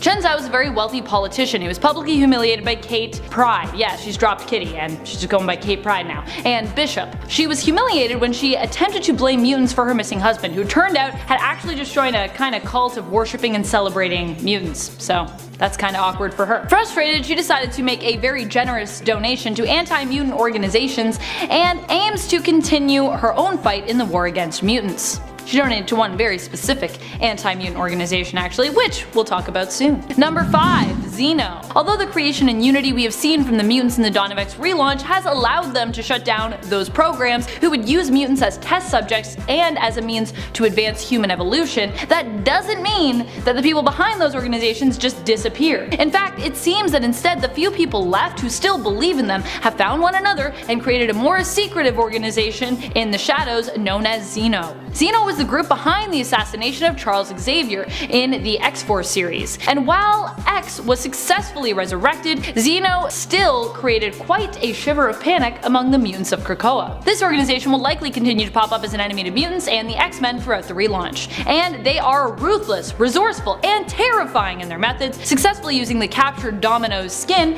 to ensure their assassinations team success. Ick. Graphic. Get it? Because they graphed her skin? Ew. Gotta get that luck though, gotta just slap that luck skin onto ya.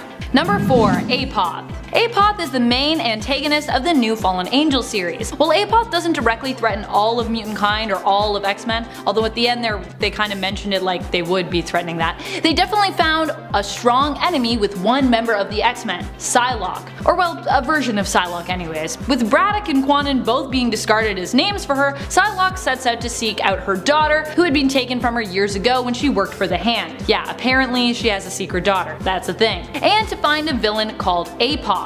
Also, I think we can assume because of the whole Hand thing that this Psylocke is Quanon, but she doesn't want us to call her Quanon, so we won't do that. It turns out that Apoth is a god who also kind of has an army of children at their disposal, and that they inhabit two sides of themselves, one light, one dark. Psylocke creates a team and works with Sinister to find and defeat Apoth for her own reasons, not knowing that in fact strings have also kind of been pulled in regards to this upcoming battle and why she's going to do it. Apoth is a powerful and psychic telepathic villain, but still proves to be no match for Psylocke. Number 3. Horticulture. I love these ladies so much. They are basically a villainous eco-terrorist version of the Golden Girls group. They are sassy, elderly women who used to work for corrupt and greedy biotech companies who did not care about the effects of their work in regards to the planet's well-being. As such, these women decided to fight back. They planted their own seeds within the companies, hoping to infiltrate them over time so that they could then have control of all plant life on Earth, deciding what grows and what doesn't. However, with Krakoa's miracle plants and resulting pharma drugs hitting the market as a result of the mutant nation being recognized globally,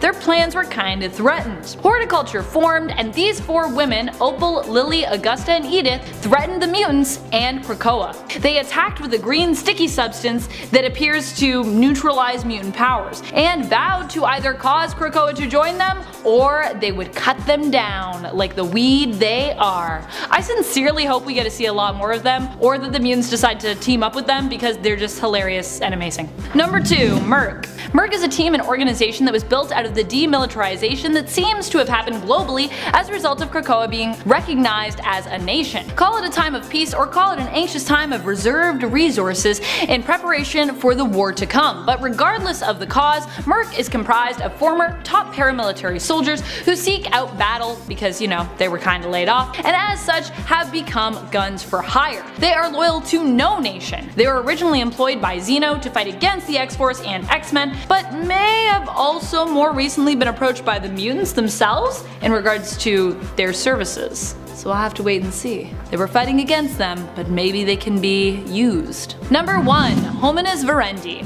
While the Marauders might operate separately from the X-Men, they are still comprised of a lot of former and current X-Men members, including one of the original team members, Bobby Drake. And it also includes Storm! Yay! This team is led by Captain Kate and ends up going up against the anti-mutant organization Hominis Verendi, which is comprised of former Inner Circle members of the Hellfire Club. Sort of. Also, can we just acknowledge how great the Hellfire Trading Company is though? Separate of course from Hominis Verendi, but still, they're really cool and I just had to shout them out because yeah, they're really fun. Hominis Verendi were previously known as the unofficial Hellfire Brats and were originally part of the Hellfire Academy. The team also has their own White Queen, Black King, and the like, similar to Krakoa's Quiet Council and the former Hellfire Club. But of course, they're all kids, they're all little, non-mutant kids who just wanna hate on mutants. Evil children, evil children. Number 10. All-female X-Men. Oddly enough, this book didn't do as hot as expected, despite the fact that it was an awesome powerhouse team composed of all ladies. This team was first introduced in 2013's X-Men series in issue number 1, as one of the main X-Men teams, and the series was part of the Marvel Now event. The team featured Kitty Pryde, Rogue, Rachel Summers, Jubilee, and Psylocke, with Storm as the leader. This team was the first in the history of the X-Men to be an all-female team with its own book. So while it was not a commercial success, it's still an important part of X-Men history to be noted for sure. Number 9. Chuck Austin's Uncanny X-Men. At least, I kind of hope you've never heard of this one, because if you have, you probably just forgot about it after years of trying, and now I'm traumatizing you by bringing it back up. This is the team that featured Stacy X. Yeah, I like Stacy X, but I can also see why her character and this run were super problematic. Austin's run on Uncanny X-Men began in issue 410 and ran till issue 443. The problem here wasn't so much to do with the members of the team as the subject matter. Many people feel that Austin's run was hypersexual, and he also gave us the revelation that Nightcrawler's dad was Azazel, which honestly isn't that terrible, but then he also gave us the weird Draco storyline with the X-Men versus the Neopham, which was something. It was a time. All in, this was definitely a controversial run, especially considering the relationship between Husk and Angel. The team was made up of Archangel, Beast, Iceman, Nightcrawler, Stacy X, Wolverine, and Professor X himself to start, but it would later on feature Husk, Polaris, Northstar, Juggernaut, and Havoc. Before we move on to this next spot, just a quick little reminder to click that like button if you haven't already, it really does help us out. Number 8, Children of the Atom. You might not have heard of this one because it isn't even out yet, but this is one of the new teams and books that we had expected to see earlier this year, but due to the global pandemic was delayed and is now delayed again. Originally it was moved to January of 2021, but now we aren't expected to see it till April of 2021. Boy, that is a long wait. But just because they aren't around yet doesn't mean we can't talk about them. And if you haven't heard of this team yet, you might want to keep your eye out for when their book is released. Children of the Atom is a team of new teen mutants who are basically X-Men superfans and are trained by these very famous original mutants. Technically, the X-Men team was never meant to exist in Krakoa, as was just revealed recently in the comics, despite them having their own book as part of the Dawn of X line. I know, it's a little confusing. So it'll be interesting to see how the Children of the Atom, who are being advertised as kind of X-Men sidekicks, fit in exactly. In a world where, there's not really supposed to be X-Men? Well, we have yet to meet the members of this team. We do know some of them not only have similar costumes to the classic X-Men, but also have similar powers. Number 7, Hellions. No, not that Hellions. This Hellions. In fact, Empath's look in the new Hellions was a throwback to the original Hellions team outfits. Empath was also an original member of the team. Before we saw the team revived in Dawn of X, they were Emma Frost's team. Basically her version of a teenage mutant team similar to, well, the New Mutants. We're also a teenage mutant team. Every time I say teenage mutant team, I just want to say Teenage Mutant Ninja Turtles, but that's not what we're talking about.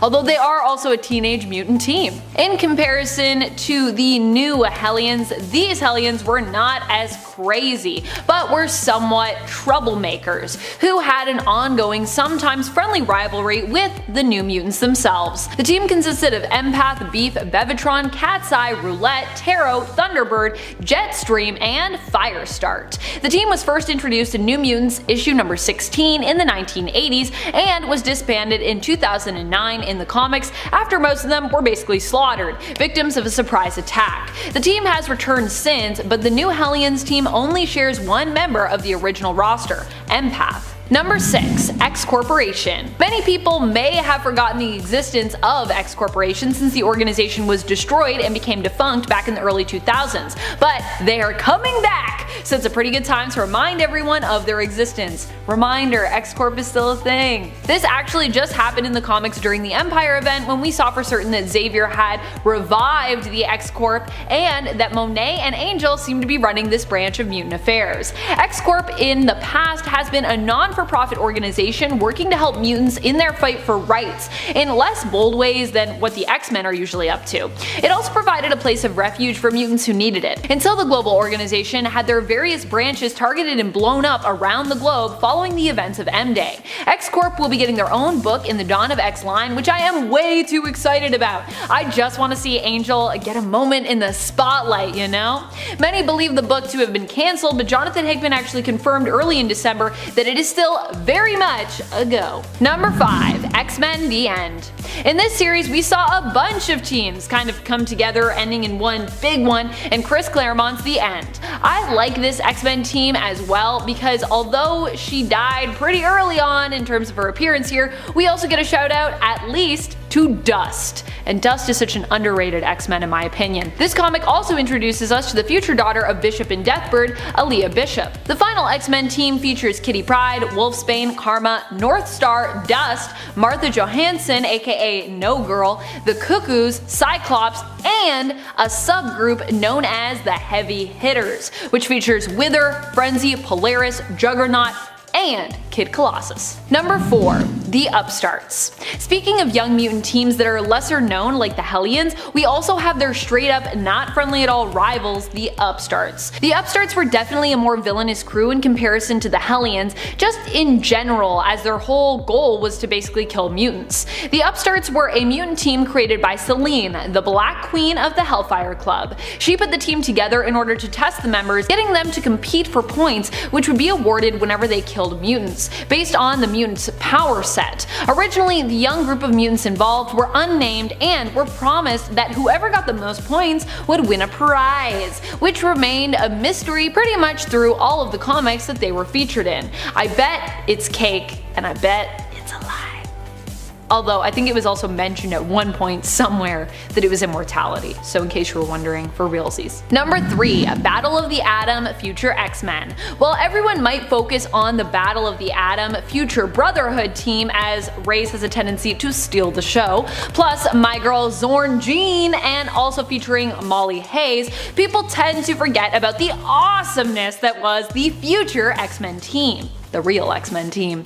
This team featured a much more skilled Iceman, who now was known as Ice Wizard, Wiccan, who had become Sorcerer Supreme, Chimera, who is believed to be Storm's daughter that she had with Black Panther, Shogo, Jubilee's son, known as Sentinel X, Colossus armed with Magic's Soul Sword, Kid Omega as Phoenix, and Jubilee as Wolverine. Number 2. Extreme Sanctions Executive, the other XSE. This team also spiraled out of the team that we talked about previously on part 1 of this list, Extreme X-Men. XSE here stands for the Extreme Sanctions Executive. Similar to the original XSE that Bishop was a part of in the future, this team is also like a military police force meant to maintain and in some cases enforce peace is kept between mutants and humans. Storm was asked to create the team by the United Nations and eventually would increase its numbers by recruiting the rest of her X-Men, making this team another government-sanctioned mutant team, like X-Factor was, and still one of the first of those types of teams. Team members have included Bishop, Cannonball, Magma, Rachel Summers is on every team, I love it, Psylocke, Rogue, Sage, Wolverine, X-23, and Gambit. Number 1. X-Animals. If you're an intense X-Men fan, you may be familiar with Mojo's X-Babies, but are you familiar with his other attempts at recreating or recasting Marvel's 616 X-Men after they were believed dead? One such team that attempted to step in was the X-Animals. This was a team of, well, animals, who each took on the role of a different mutant member of the X-Men. We've got a skunk standing in for Rogue, a bulldog for Wolverine, a pig for Dazzler, a rabbit as Havoc, a cat for our Storm, which I kinda love, a bird, possibly a hawk as Longshot, an otter as Psylocke, and a gorilla as Colossus. Sadly, this team was not acceptable as a replacement in Mojo's opinion, and he got rid of them. But I'd love to see them return at some point, if that's possible. Number 10. Deadly Genesis. We can talk about different X-Men and mutant teams here, but I'd also like to touch on some of the rosters as well that you may have forgotten about. This one might be due to selective memory loss, or it could just be because you haven't read the story yet. We are talking here about the X-Men Deadly Genesis limited series, which revealed the next team sent into Krakoa after the X-Men team we know went missing. This team wasn't necessarily a bad one at all. In fact, all of these mutants are kinda super powerful, but they were all basically introduced in this short series, which didn't really help to make us care as much about them as we could have. All in all, this story just had a very early 2000s feel to it. Not that that's a bad thing. The Deadly Genesis X-Men team were a group of kids that Moira McTaggart was trying to help out. She didn't even really see them as students, and then Charles recruited them and turned them into X-Men. The team consisted of Sway, Petra, Vulcan, and Darwin, who have all recently reappeared in the Dawn of X flying, in case you were wondering where they made their first appearance. Number 9. Xavier's Security Enforcers. One that we might forget about every now and then is the mutant team that Bishop originally belonged to from the alternate dystopian future that he hails from. I believe this Earth is 1191, but I could be mistaken on that. Didn't even write down my Earth number. Bothers me. This mutant team is known as the XSE, which stands for Xavier's Security Enforcers. If you know Bishop well and you're a big fan, you likely know this team well, but for those who are new to the character, you might not know about this group of enforcers. The point of the team that Bishop was part of was to preserve the long-dead Professor Charles Xavier's dream, where mutants and humans could exist in harmony, living peacefully together. Bishop has even been known to wield specific future equipment, which he got from XSE, although we haven't seen them in a while. All members of the team wear their mutant tattoo brands like a badge of honor, and the members have included Randall, Malcolm, and Bishop's sister Shard, among others over the years. Before we hop into our number 8 spot, I just want to thank all of you for being here and give you a quick reminder to click that like if you are enjoying this video. It really does help us out. Number 8. Nasty Boys. You might remember the original villainous Marauders team, but do you remember Mr. Sinister's Nasty Boys? Don't worry if you have, because I will never let you forget. Well, both the Marauders and Nasty Boys teams are villainous teams. I couldn't have an obscure mutant team list and not seize the opportunity to remind you all of the Nasty Boys, so here we are. I also just love this name for the team. I personally always read Mr. Sinister with like the most outlandish, flamboyant, yet manipulative pseudo-English accent, so for me it's very fitting that he decided to name his team this. Nasty Boys, so perfect. It fits perfectly with the voice that I have for him in my mind. The Nasty Boys were the team that came after the Marauders. Instead of Gambit being involved in the team, Multiple Man was the generally heroic mutant who got involved. Originally, the team saw Ruckus as leader, with Slab, Gorgeous George, Ramrod, and Hairbag making up the roster. Gorgeous George even resurfaced in Dawn of X more recently. Yay! I might be the only one, but I'm still kinda hoping that the Nasty Boys as well will make a return. Bring them back. Bring them back. Number 7. Outback.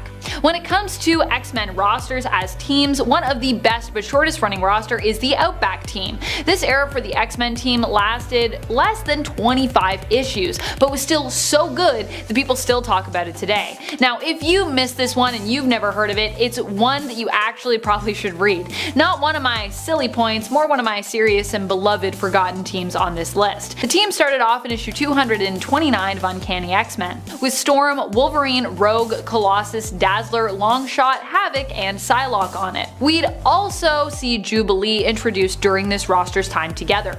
The Outback team is noted as being one of the best rosters for the X-Men when it comes to having a group who truly feel like outsiders. Also, you get to enjoy the Inferno story in this run, which is bizarre and magical, so you're welcome for that. Number 6. X-Corps. No, I'm not talking about the X Corporation, which has yet to come out, but is still coming our way. Thank goodness. I thought that book was going to be firmly cancelled, but fortunately it has been revived. I'm so ready for X Corporation, let's go. When we talk about X-Corps, we are talking about Banshee's team. He formed this team after Generation X disbanded, and most of the team were composed of that era of mutants. This team was made up of former villains turned heroes and was created to act as a police force basically for the mutant community.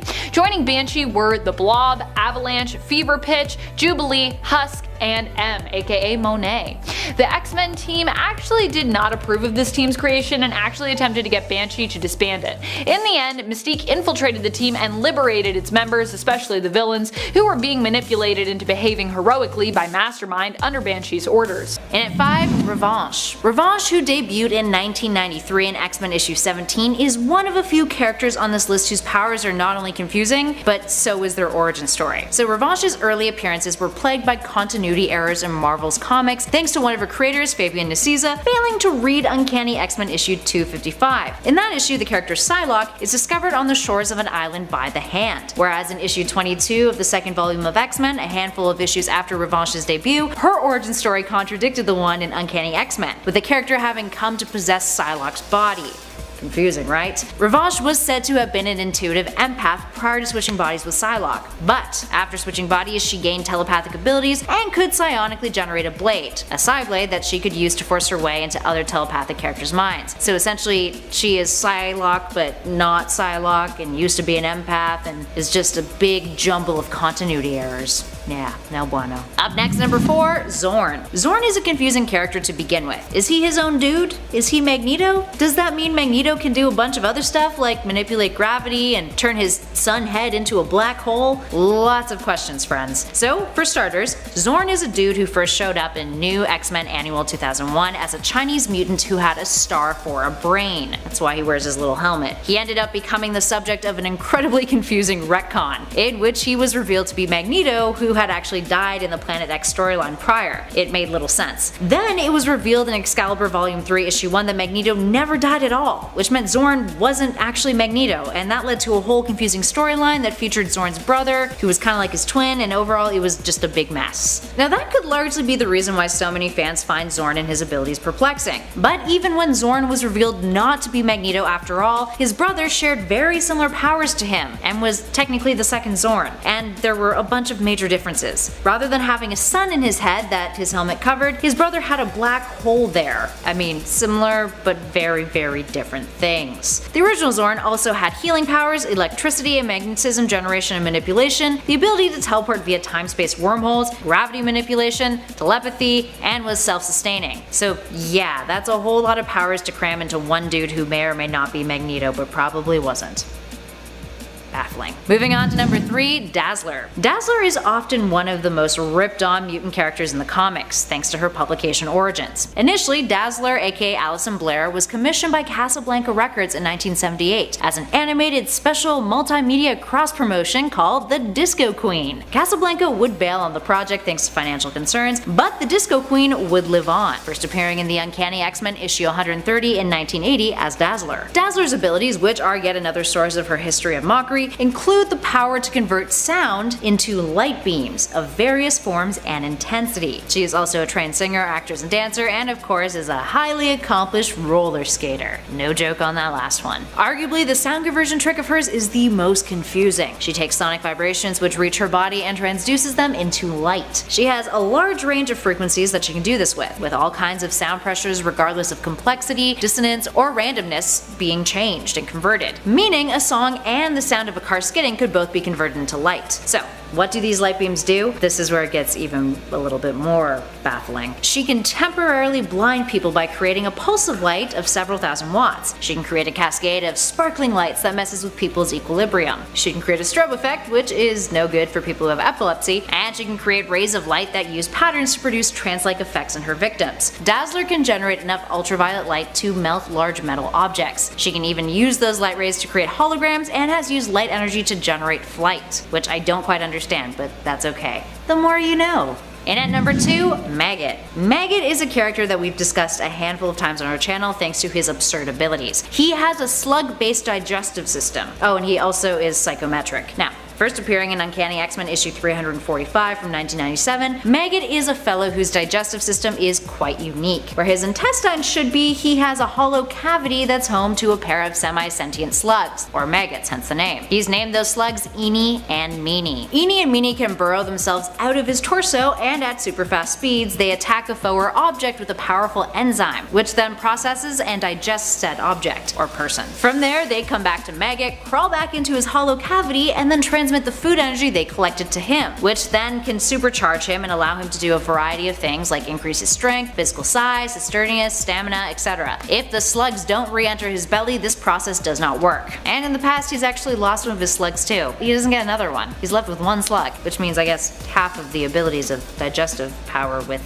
one slug. And finally, in at number 1, Darwin. Darwin is a peculiar character. First appearing in 2006, X-Men Deadly Genesis issue 2, he's a mutant who has reactive evolution powers. When he was first born, his mother practically disowned him because of his abilities, and later he was experimented on by scientists until Moira McTaggart recruited him. So what does reactive evolution mean in Darwin's case? Well, his body automatically adapted to his environment or circumstances, which allows him to survive anything, although the extent of that capability has never been fully defined in the comics. Now in the past, he's he's gained night vision in the dark, he's grown gills when in water, he became fireproof when his skin was exposed to an open flame. But it's not just basic physical transformations with him. He once converted his entire body into pure energy. He has increased his own intelligence. He morphed into a sponge when he was shot at with a weapon meant to destroy one's nervous system. He has learned different languages by merely looking at them. And when facing off against the Hulk, his body teleported him away from the battle. That last bit is interesting because Darwin doesn't have a choice over how his body reacts. While he may have chosen to increase his strength when fighting against the likes of the Hulk, his body sensed the best means of survival was to teleport him away from the battle. His body is even proven to process alcohol faster when drinking, preventing him from getting drunk. It's a tough life for Darwin. And at number 10, Karma. Karma is a character who first appeared in Marvel Team-Up issue 100 back in 1980. She came from Vietnam, having fled the country with her family during the war. She was one of the founding members of the New Mutants. Now Karma has powerful psionic abilities that allow her to physically possess others, meaning she can take possession of the minds of humans or animals. This occurs by Karma projecting a psionic energy surge that overwhelms their consciousness and renders her victim unconscious, with Karma's own mind taking the wheel, so to speak.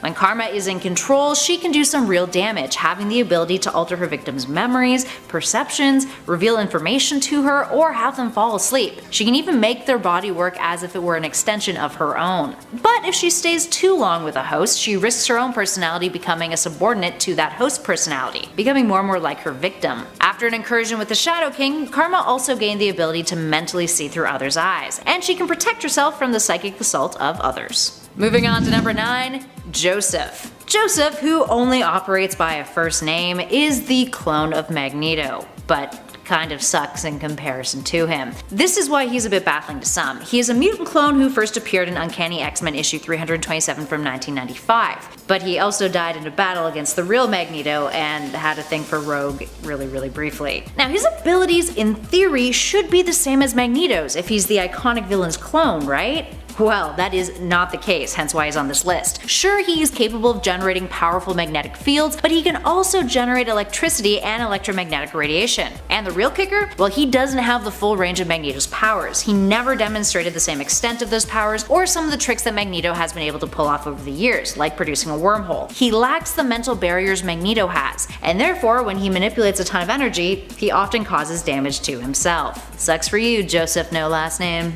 Moving on to number 8, Husk. Many people might assume that Husk has shapeshifting abilities, but that is not the case. The character who first appeared in ROM Annual Issue 3 in 1984 has the ability to remove one layer of skin, or husk if you will, which then reveals a different layer of skin made out of an entirely different composition. So essentially, she sheds one layer of skin, and the layer of epidermis beneath can be something the likes of metal or stone or something entirely different. She's a metamorph who has made her skin into glass, wood, rubber, diamond, granite, brick, and even adamantium in the past. This can increase her weight, strength, or invulnerability in the process depending on the material. So she becomes diamond, she becomes impervious to an extent. Rubber, she gets bouncy. She even once generated heat and flame and has even produced acidic skin. Now aside from being kinda gross, think of like all that dead skin she sheds, it's easy to see why some would mistake Husk for a shapeshifter. Although technically speaking she kind of is, but it's a weird process in which she does it, and very limited. Can just be her skin. And at number 7, Sage. Sage is a character who debuted back in 1980, appearing in the X-Men issue 132.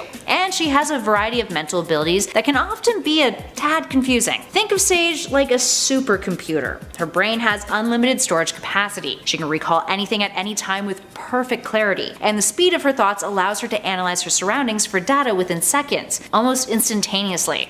She's like a back computer. In addition to that, she can calculate probability of events based on said data. Sage can multitask too, completing various actions all at once in her brain. And if that wasn't wild enough, she has perfect control over her body because of her superpowered mind, meaning she can recreate any physical actions that she's seen once, as long as they are within the parameters that her body is capable of. She can even see a person's genetic code and read their DNA, and selectively evolve existing genetic traits, which can tap into latent abilities, although she can't reverse the procedure, which has caused unpredictable side effects in the past. She is a walking, talking bat computer. Up next at 6, Lockheed. Lockheed is a literal dragon. Well, actually he is an alien dragon who was Kitty Pryde's longtime companion and a member of both the X-Men and Excalibur teams.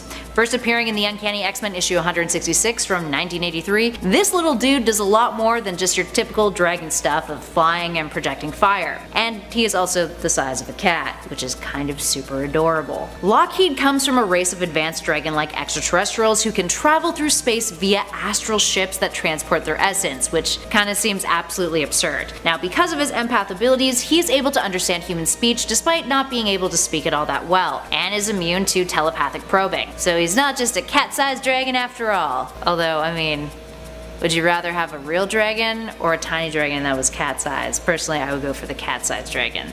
Much more manageable and, like, adorable too. Number 5. Extreme X-Men. This X-Men roster marked the return of Chris Claremont to the X-Men in a full-time capacity. Extreme X-Men Volume 1 is a series that started in 2001 and ran till 2004. It was a team that featured my girl Rogue as the leader, woohoo, which you know I'm all about. The original Extreme X-Men roster also featured Beast, Psylocke, Bishop, Storm, Sage, and Thunderbird on the team. Lifeguard, Gambit, and Slipstream were also added to the mix throughout. This team was originally brought together to find Destiny's premonition-filled diaries, but of course along the way was distracted by many other imminent threats. As you do when you're on an X team. Number 4. Generation Hope. This one is from the 2010 series Generation Hope and was under Cyclops' banner ultimately following the events of Regenesis.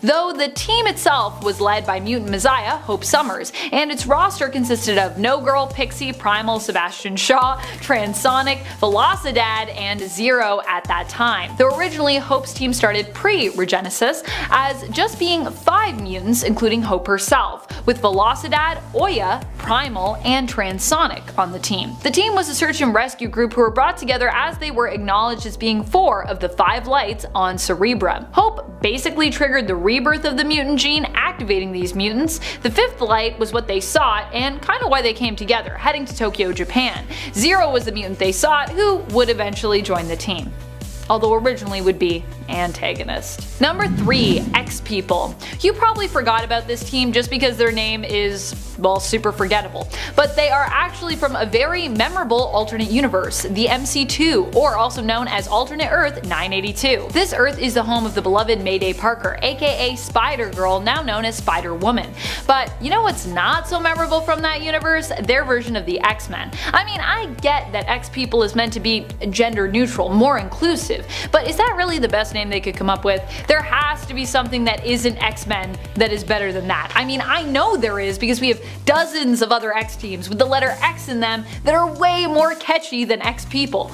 Because of the Earth it is set in, X-People is a team of originally younger mutants who are now older and taking on the role of leaders, mentors, and teachers. Actually, here Jubilee is the team leader, with her core team roster including Simeon, Angry Eagle, Torque, and Spanner. Number 2. Factor 3. Factor 3? That sounds like some kind of toothpaste. This is another villainous team composed of mutants but led by an alien known as Mutant Master. You might not remember it because it was only around for a few issues and also first appeared way early on in X-Men issue 28 back in 1967. This team popped up a few times and would often force mutants into doing their bidding, often mind-controlling Banshee to attempt to kidnap or help kidnap Professor X. What a wacky time it was. Fortunately, in issue 39, Factor 3 was defeated for good and hasn't bothered the X-Men since. So we haven't seen them for a really long time. Number 1. Lightning Force. This X-Men team comes to us admittedly from an alternate reality, which might be why you've never heard of it before. But once you learn about them, you'll likely wish they had remained forgotten. Lightning Force is an X-Men team that we come across in the Exiles, who themselves belong to Earth 597. They are basically the alternate Excalibur team from their reality, a reality where the Axis won World War II.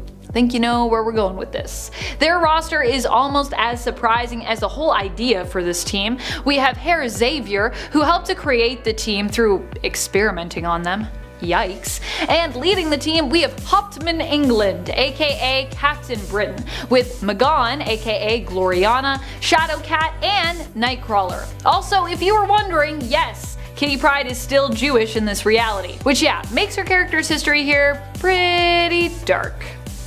In at number 10, Deadpool. There's gotta be some way to die. I just need to die harder. Trademark Fox. Y'all caught up now? Now, while it's still disputed as to whether or not Deadpool is an official member of the X-Men, but his involvement with Colossus and the fact that he's actually stayed at Xavier's school is enough for us to include him on this list. With a healing factor that would make Wolverine jealous, Deadpool puts his immortality to full use in not only the films but the comic books as well. Aside from the multiple suicide attempts, Deadpool has been the victim of decapitation and dismemberment several times. People such as Carnage, the Hulk, and even Wolverine have all done their best to separate the merc from his mouth. The story of how Deadpool gained his immortality is really interesting though. When Thanos discovers that Wade is in love with the literal personification of death, Thanos curses Deadpool with the inability to die, just so the two can't be together. Thanos was so jealous of Deadpool he accidentally made him immortal. In at number 9, Archangel. The story of Warren Worthington coming back is a little bit of a strange one, but regardless it's an X-Men death and rebirth, just not the rebirth that we were expecting per se. In the storyline, when the Archangel personality takes over Warren and actually attempts to take over the role of Apocalypse, the rest of the X-Force gets pretty worried, and rightfully so I should add. Anyone who wants to become Apocalypse should be watched closely, but a threat like that for the X-Force meant they needed to terminate Warren. And at the end of it all, it's Psylocke who delivers the execution by stabbing Warren with the life seed. Ultimately, this kills the Archangel, although not for long. As the team is retreating, they spot Warren trudging through the deep snow, except now he's been returned to his original form. However, it's not the same old Warren by a long stretch. This version was almost a blank slate. When he was stabbed with the life seed, it completely erased everything that Warren knew before his death. Later on, this more pure version of Warren is merged again with the Archangel clone, which may be seen as a technicality for some, but for us it's pretty much a resurrection of the original. In at number 8, Nightcrawler. Kurt Wagner's story of rebirth is really touching and speaks to the genuine character that Nightcrawler is. During the Second Coming storyline, Nightcrawler and Rogue were alone fighting against Bastion. Both of their intentions were to protect Hope Summers from the Super Sentinel,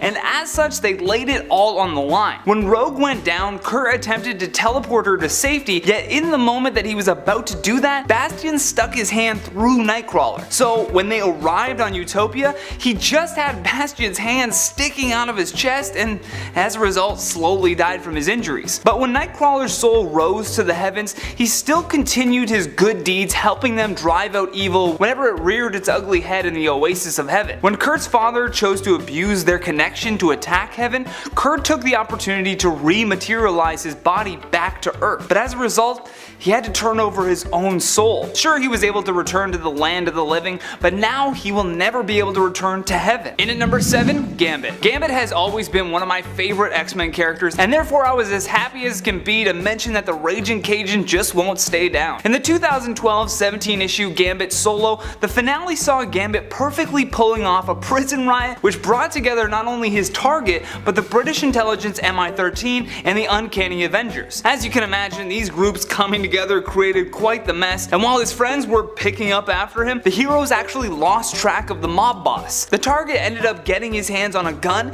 and delivered a fatal shot to the head of Gambit. With Gambit now lying dead in the arms of Rogue, a member of the MI13 used the magic of Excalibur to reconstruct Gambit's blown apart head, which ended up bringing Gambit back to life and offered up a terrific line of dialogue where Gambit says, "Why do I feel like the day after Mardi Gras?" That's what Mardi Gras feels like. I don't want to go. In at number 6, Jubilee. Jubilee's death and rebirth stories are perhaps some of the coolest storylines out there. Her storylines have seen the hero die more often than the rest of the X-Men characters, but the first was perhaps the most unforgettable. After the House of M, Jubilee and many of the other X-Men had their powers basically turned off as they were captured by the Purifiers. Without their powers, they became easy targets for their enemies. The Purifiers beat them relentlessly and ended up crucifying them on the front lawn of the X Mansion. Talk about a grudge. By the time that help arrived, they were all essentially dead. However, when Wolverine carried Jubilee to the sub-basement of the X Mansion and gave her a blood transfusion from Angel, the restorative properties of the blood brought life back into her. In at number 5, Rogue. After the events of Avengers vs. X-Men, Rogue fully believed that the Scarlet Witch was going to cast another spell, so she decided to take care of it herself. To do this, she absorbed Wolverine's powers and ran through the Avenger with her new bone claws. Although what she didn't see coming was supervillain the Grim Reaper sneaking up behind her and stabbing Rogue in the back. Her death, while lasting for a few months,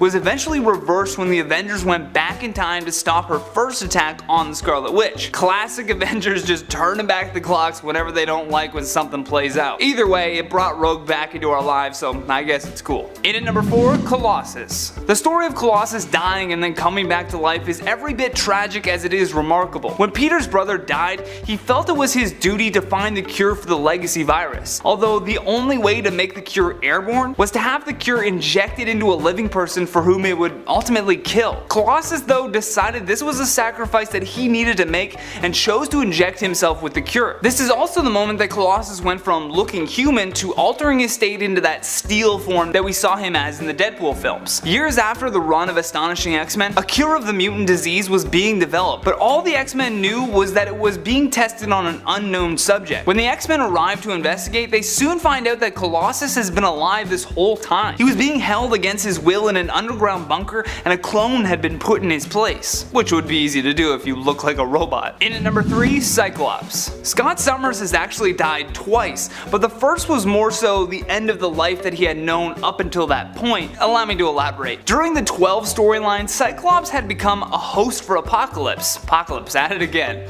And after being freed by the tyrant, Cyclops believed he was dead from the whole thing. But it was only that part of him that had died. Thankfully, Jean and Cable were able to remove Apocalypse from their friend to restore him back to his normal state. Well, as normal as can be. In the second death of Cyclops, we have to jump to Secret Wars 2. These strange mist clouds at the time were kind of floating around, and they were there to sterilize and ultimately kill the mutants all around the world. And one of its victims was Scott Summers. In a recent time travel storyline though, a younger version of his son Cable used a pinch of the Phoenix Force to turn the tides on Cyclops' fate. This ultimately resurrected his father and allowed him to crawl out of his grave. In at number 2, Jean Grey. The death of our beloved Jean Grey has been teased several times throughout the comic books. It gives us a heart attack every single time. But the real death came at the hands of a Magneto clone. A former X-Man himself actually poisoned Jean with a hefty dose of electromagnetism. Although because Jean had fully merged with the Phoenix Force, she was able to bring herself back several times. One of the more important cases of this remanifestation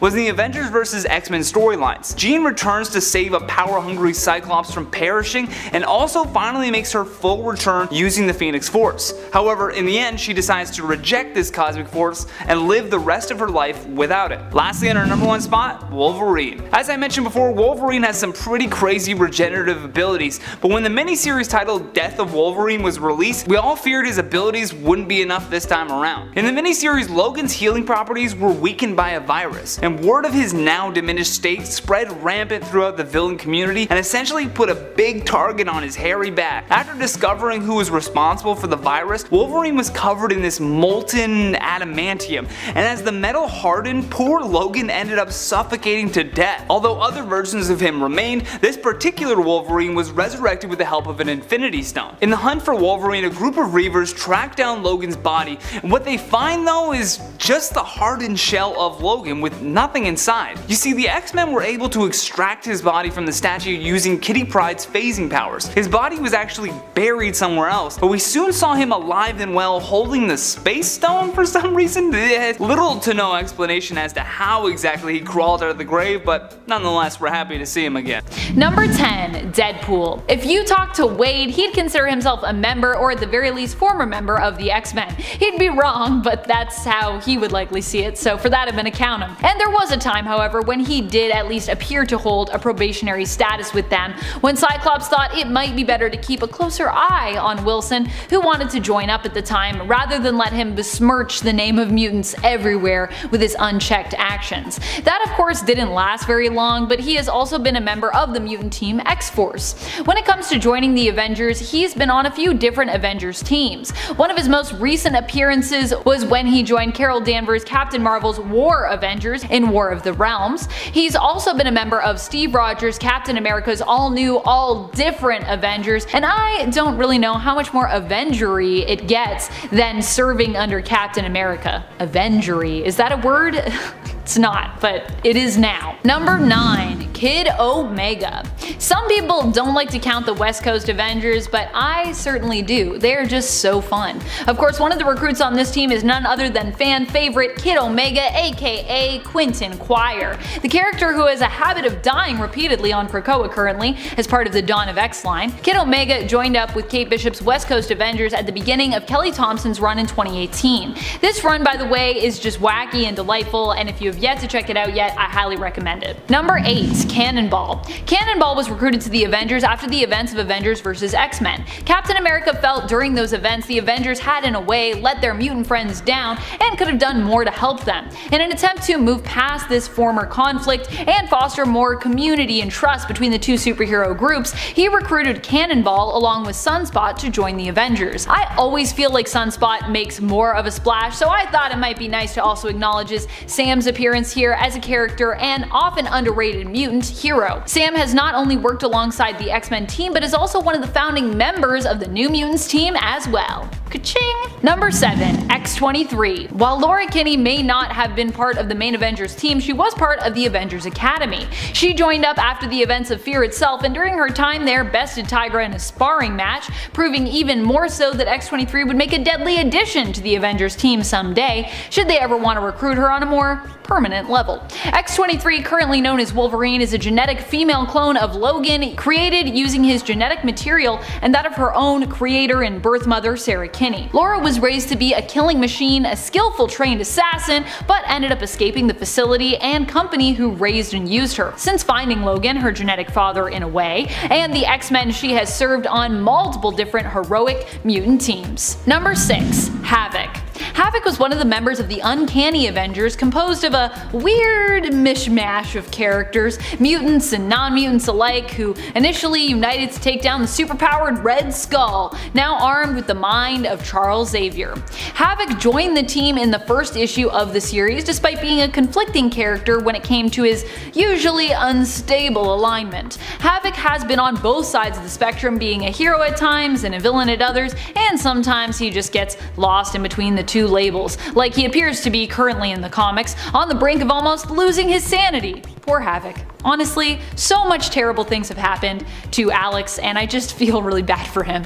His time starting out with the X-Men was also initially pretty traumatic during the time he spent avoiding joining Xavier's school or team. However, eventually he did end up acquiescing and joining them, happy there for a time before Madeline Pryor came around and, well, corrupted him. Number 5. Magneto. For those who think Magneto is just an evil mutant who is born enemy to the X-Men, he has also spent quite a bit of time working alongside them as well. Most notably, Magneto was actually a leader of the New Mutants team while working alongside the X-Men. Despite the fact that he and Charles haven't always seen eye to eye, even Professor X knows that Eric can be a powerful ally. So, how did he make his way onto the Avengers? Well, this of course happened during the Axis event. After many major heroes had their alignments inverted, Magneto was one of the superpowered now heroes to be recruited into that temporary, technically non-official Avengers team. Number 4. Rogue. Rogue joined the Uncanny Avengers in issue number 4 of the 2012 series. She would become the field leader for the Avengers Unity Division. She was first approached by Wanda Maximoff, aka Scarlet Witch, who asked her to stick around on the team after Rogue helped them out in issue 4.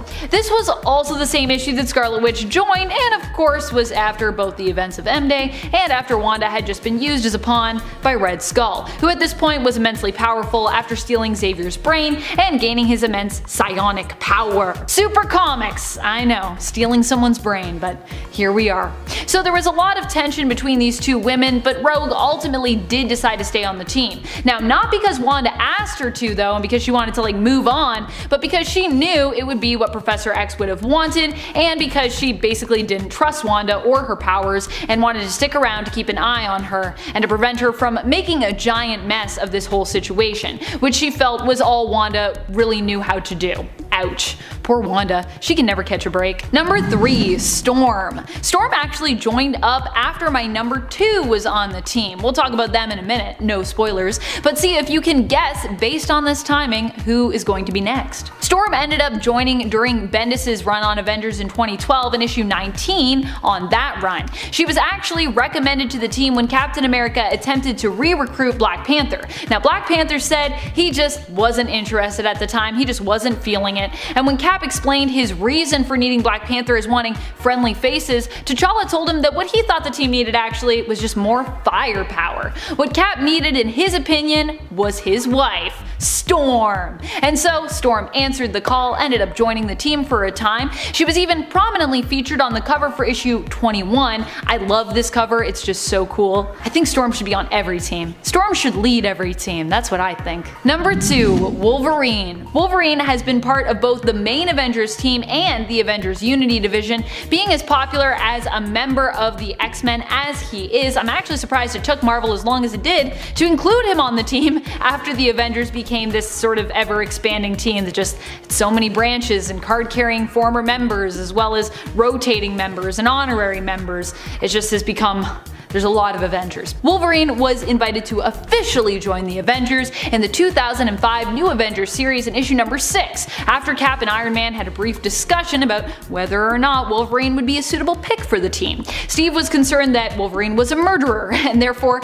not suited, but Tony insisted, saying that he was their missing ingredient, the thing that their new team needed. And also he was like, he's not a murderer, he's a samurai. Or maybe a murderer and a samurai. I think you can be both. I don't know, can you be both? Is that dishonorable? Apologies to any samurai watching this. Number 1, Beast. We've seen Beast featured on the Secret Avengers team, but like me, you may have forgotten that he is essentially a core member of the Avengers, first becoming a probationary member in the Avengers Volume 1 in issue 137, and then gaining full membership in issue 151. Beast was likely the first X-Men member to become a full member of the main team, and although I tend to forget about it because he goes just so far back, he's essentially a core member, or he was a core member for quite a while. If you're wondering how exactly Beast ended up on the Avengers team when the X-Men and Hank's ties to them are so prominent, it was actually just some good timing in terms of what was going on in the comics. X-Men's original run actually ended in 1970 due to the series being cancelled. X-Men would return, but not until the mid-70s. Issue 137 of the Avengers, featuring Beast as a new member on probation, came out in July of 1975. For Hank, this was just after he'd been transformed into the big, bouncing blue beast that we have come to love today. X-Men returned a few months later in August, with Chris Claremont starting his run in issue 94 of X-Men. In other words, the X-Men team being defunct provided some freedom for Beast to join the Avengers, and writers kinda just liked the idea of him working on the team and probably just also loved his look, so it happened. And there was no X-Men at the time, so made sense. Number 10, Troll. The series Youngblood from Image Comics is definitely trolling us with this one. Youngblood is a series about a government-run and endorsed team of superheroes. It explores the idea of a world where superheroes garner celebrity-like status, similar to the series The Boys and Ecstatics. The team even includes Vogue, a Russian model who later uses her fame to create a makeup line. Troll is a member who is beast-like in appearance, covered in muscles. Upon seeing him in his true form, one would immediately be forced to call to mind Beast from Marvel's X-Men crew. Because get this, Troll normally is covered in blue fur. Yeah. Though admittedly, he is often seen without it, as he shaves his entire body to appear more human. As his name suggests, an actual troll. While also agile and physically strong like Beast, he does not appear to hold the same level of intelligence. Though he once wielded a terrifying weapon, a book that could be used to rewrite one's own history and can tell the future, he lost it in a card game. Wah wah. Someone smaller but just as fierce as the Beast, but with less intellect, sounds pretty scary and dangerous to me. Number 9, House of X and Powers of X. These two new comic series retcon and relaunch X-Men history, and although they operate within the world of Marvel and the world of X-Men themselves, I feel as though they are important to mention. When we talk about comics inspiring people, it is important that we also recognize some of those who were inspired are fortunate enough to do the writing and illustration within the realm of the world that inspired them. How cool is that? When we turn to these new Marvel series, we see at the writing helm Jonathan Hickman, who has brought us a much much more daring story when it comes to the familiar motley crew that is the mutant heroes. In fact, he has even reintroduced some heroes that we may have forgotten. The time in which mutants fight for their rights, freedoms, and even for isolation on Krakoa is painted as much more desperate and bleak. Part of this is the beautiful artwork and colors created in combination by R.B. Silva, Pepe Larraz, and Marta Gracia. The writing builds up the high stakes, and if you want to feel that tension and see how ruthless these mutants can get, check out House of X's issue number 2. Number 8. Steeljack. Astro City has changed publishers so many times, I'd rather not list them all. Instead, I'll just say the series is currently listed as belonging to Vertigo Comics. More of a concrete jungle vibe, in this series we have different factions or gangs of heroes in the city. The most similar one to the X-Men being the Astro City Irregulars. Among the characters of the series we find Steeljack, a wannabe superhero who acquired the power of metal skin. Sound familiar? Steeljack is like a permanent metal version of Colossus. Originally, this character was actually a villain in the series. I don't know about you, but I would not want to deal with a villainous version of Colossus in any form. Number 7. Sarah Rainmaker. Coming to us from Wildstorm Comics, now owned by DC, is a Storm-inspired hero. Let's spread some of that Storm love. In the Gen 13 series, Sarah Rainmaker is introduced as one of a group of Gen active teens, think mutants, who are invited to participate in government testing. The group is kept in a prison-like testing facility before they escape. Sounds like some creepy X-Men gone wrong scenario where they get successfully rounded up by the government. Sarah Rainmaker's abilities allow her to control weather, only so far as air and water, though she can also fly and create lightning. So we're looking at a character who isn't quite on Storm's power level, but definitely has similar abilities. Other interesting facts are that Sarah Rainmaker identifies as a lesbian, and that her character was originally introduced as a member of the Native American Apache tribe. Number 6. Allison Hargreaves. Coming to us from Dark Horse's Umbrella Academy comic series, which now also has a Netflix show, we have Allison Hargreaves, also known as the Rumor. This story is definitely a much stranger and darker one than X-Men, in terms of the moods and vibes, and was written and created by Gerard Way, lead singer of My Chemical Romance. This connection is a little more loose than some of the others, especially if we are looking for a huge correlation in appearance. However, when it comes to powers and personality, the connection is a strong one, as Allison resembles that of another famed X-Men and Avenger, and one of my favorite superheroes, Scarlet Witch. That is to say, Allison's powers are that she can alter reality, not using chaos magic per se, but by using the phrase, "I heard a rumor." Anything spoken after those words by her that is untrue ultimately becomes true. Scarlet Witch has also famously spoken aloud some of her changes to reality, only to have them come true, though her wishes are not as connected to the need to speak as Allison's are. Beyond that, Allison is also prone to fits of hysteria and emotional outbursts, echoing that of Wanda's struggle with her emotions and her mental health. Number 5. Toyo Harada. One could compare Toyo Harada of Valiant Comics' Harbinger series to Professor Charles Xavier, save that he is evil. Toyo is one of the most powerful psionics in the world. Again, psionics are kinda like mutants. His powers echo that of Professor X, namely that he is an insanely powerful telepath who also has the ability to control minds, but who also possesses the powers of telekinesis. His goal is to recruit others with superpowers and take over the world so that he can protect it and guide humans into the next step towards their evolution. Yeah, spooky. Number 4. Ripclaw. A combination of Warpath and Wolverine, Ripclaw comes to us from Image Comics' Cyberforce team and series.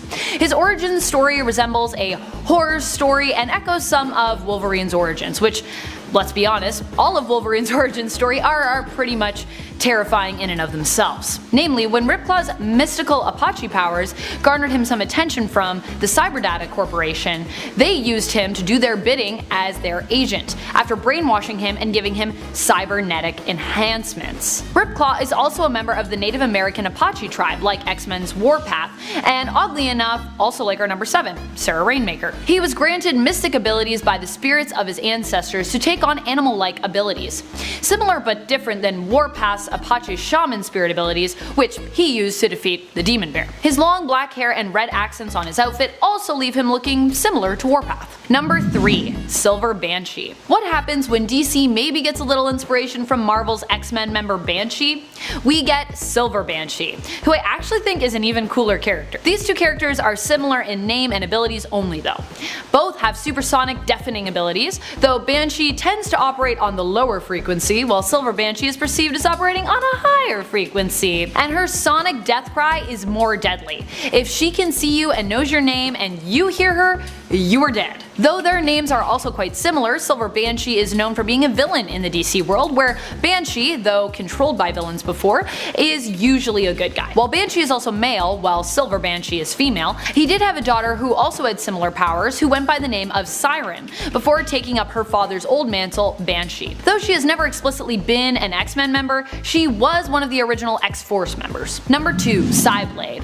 Also coming to us from the Cyberforce crew, we have Psyblade, who looks very similar to X-Men's Psylocke. Although Psyblade's powers are described as being electromagnetic while Psylocke's are described as being telekinetic, the fact remains that both can use their powers to create weapons, with which they use to fight. While Psyblade is known for her electromagnetic daggers, Psylocke is more famously known for her telekinetic katana, among other weapons. And if you don't think there is some kind of crazy connection between these two heroes, then just look at them side by side. I mean, it's hard to ignore the visual similarities here. And while Psylocke's origin story is pretty frightening, I mean, so is Psyblade's, so ugh. Number 1. Lobo. Lobo actually comes to us from DC, and is stated as being created in an attempt to poke fun at violent and gritty heroes, like Wolverine. What? So there you go. One could argue that he is an even more violent rendition of Logan, as Lobo was also inspired by Marvel's Punisher. He is fond of cigars just like Wolverine and shares some abilities, namely that he is known for being super durable and possesses accelerating healing abilities. He also has a heightened sense of smell, which he often uses as a bounty hunter to help track his bounties. Oddly enough, Image and Marvel have even created parodies of him? A parody of a parody. Wow, go figure.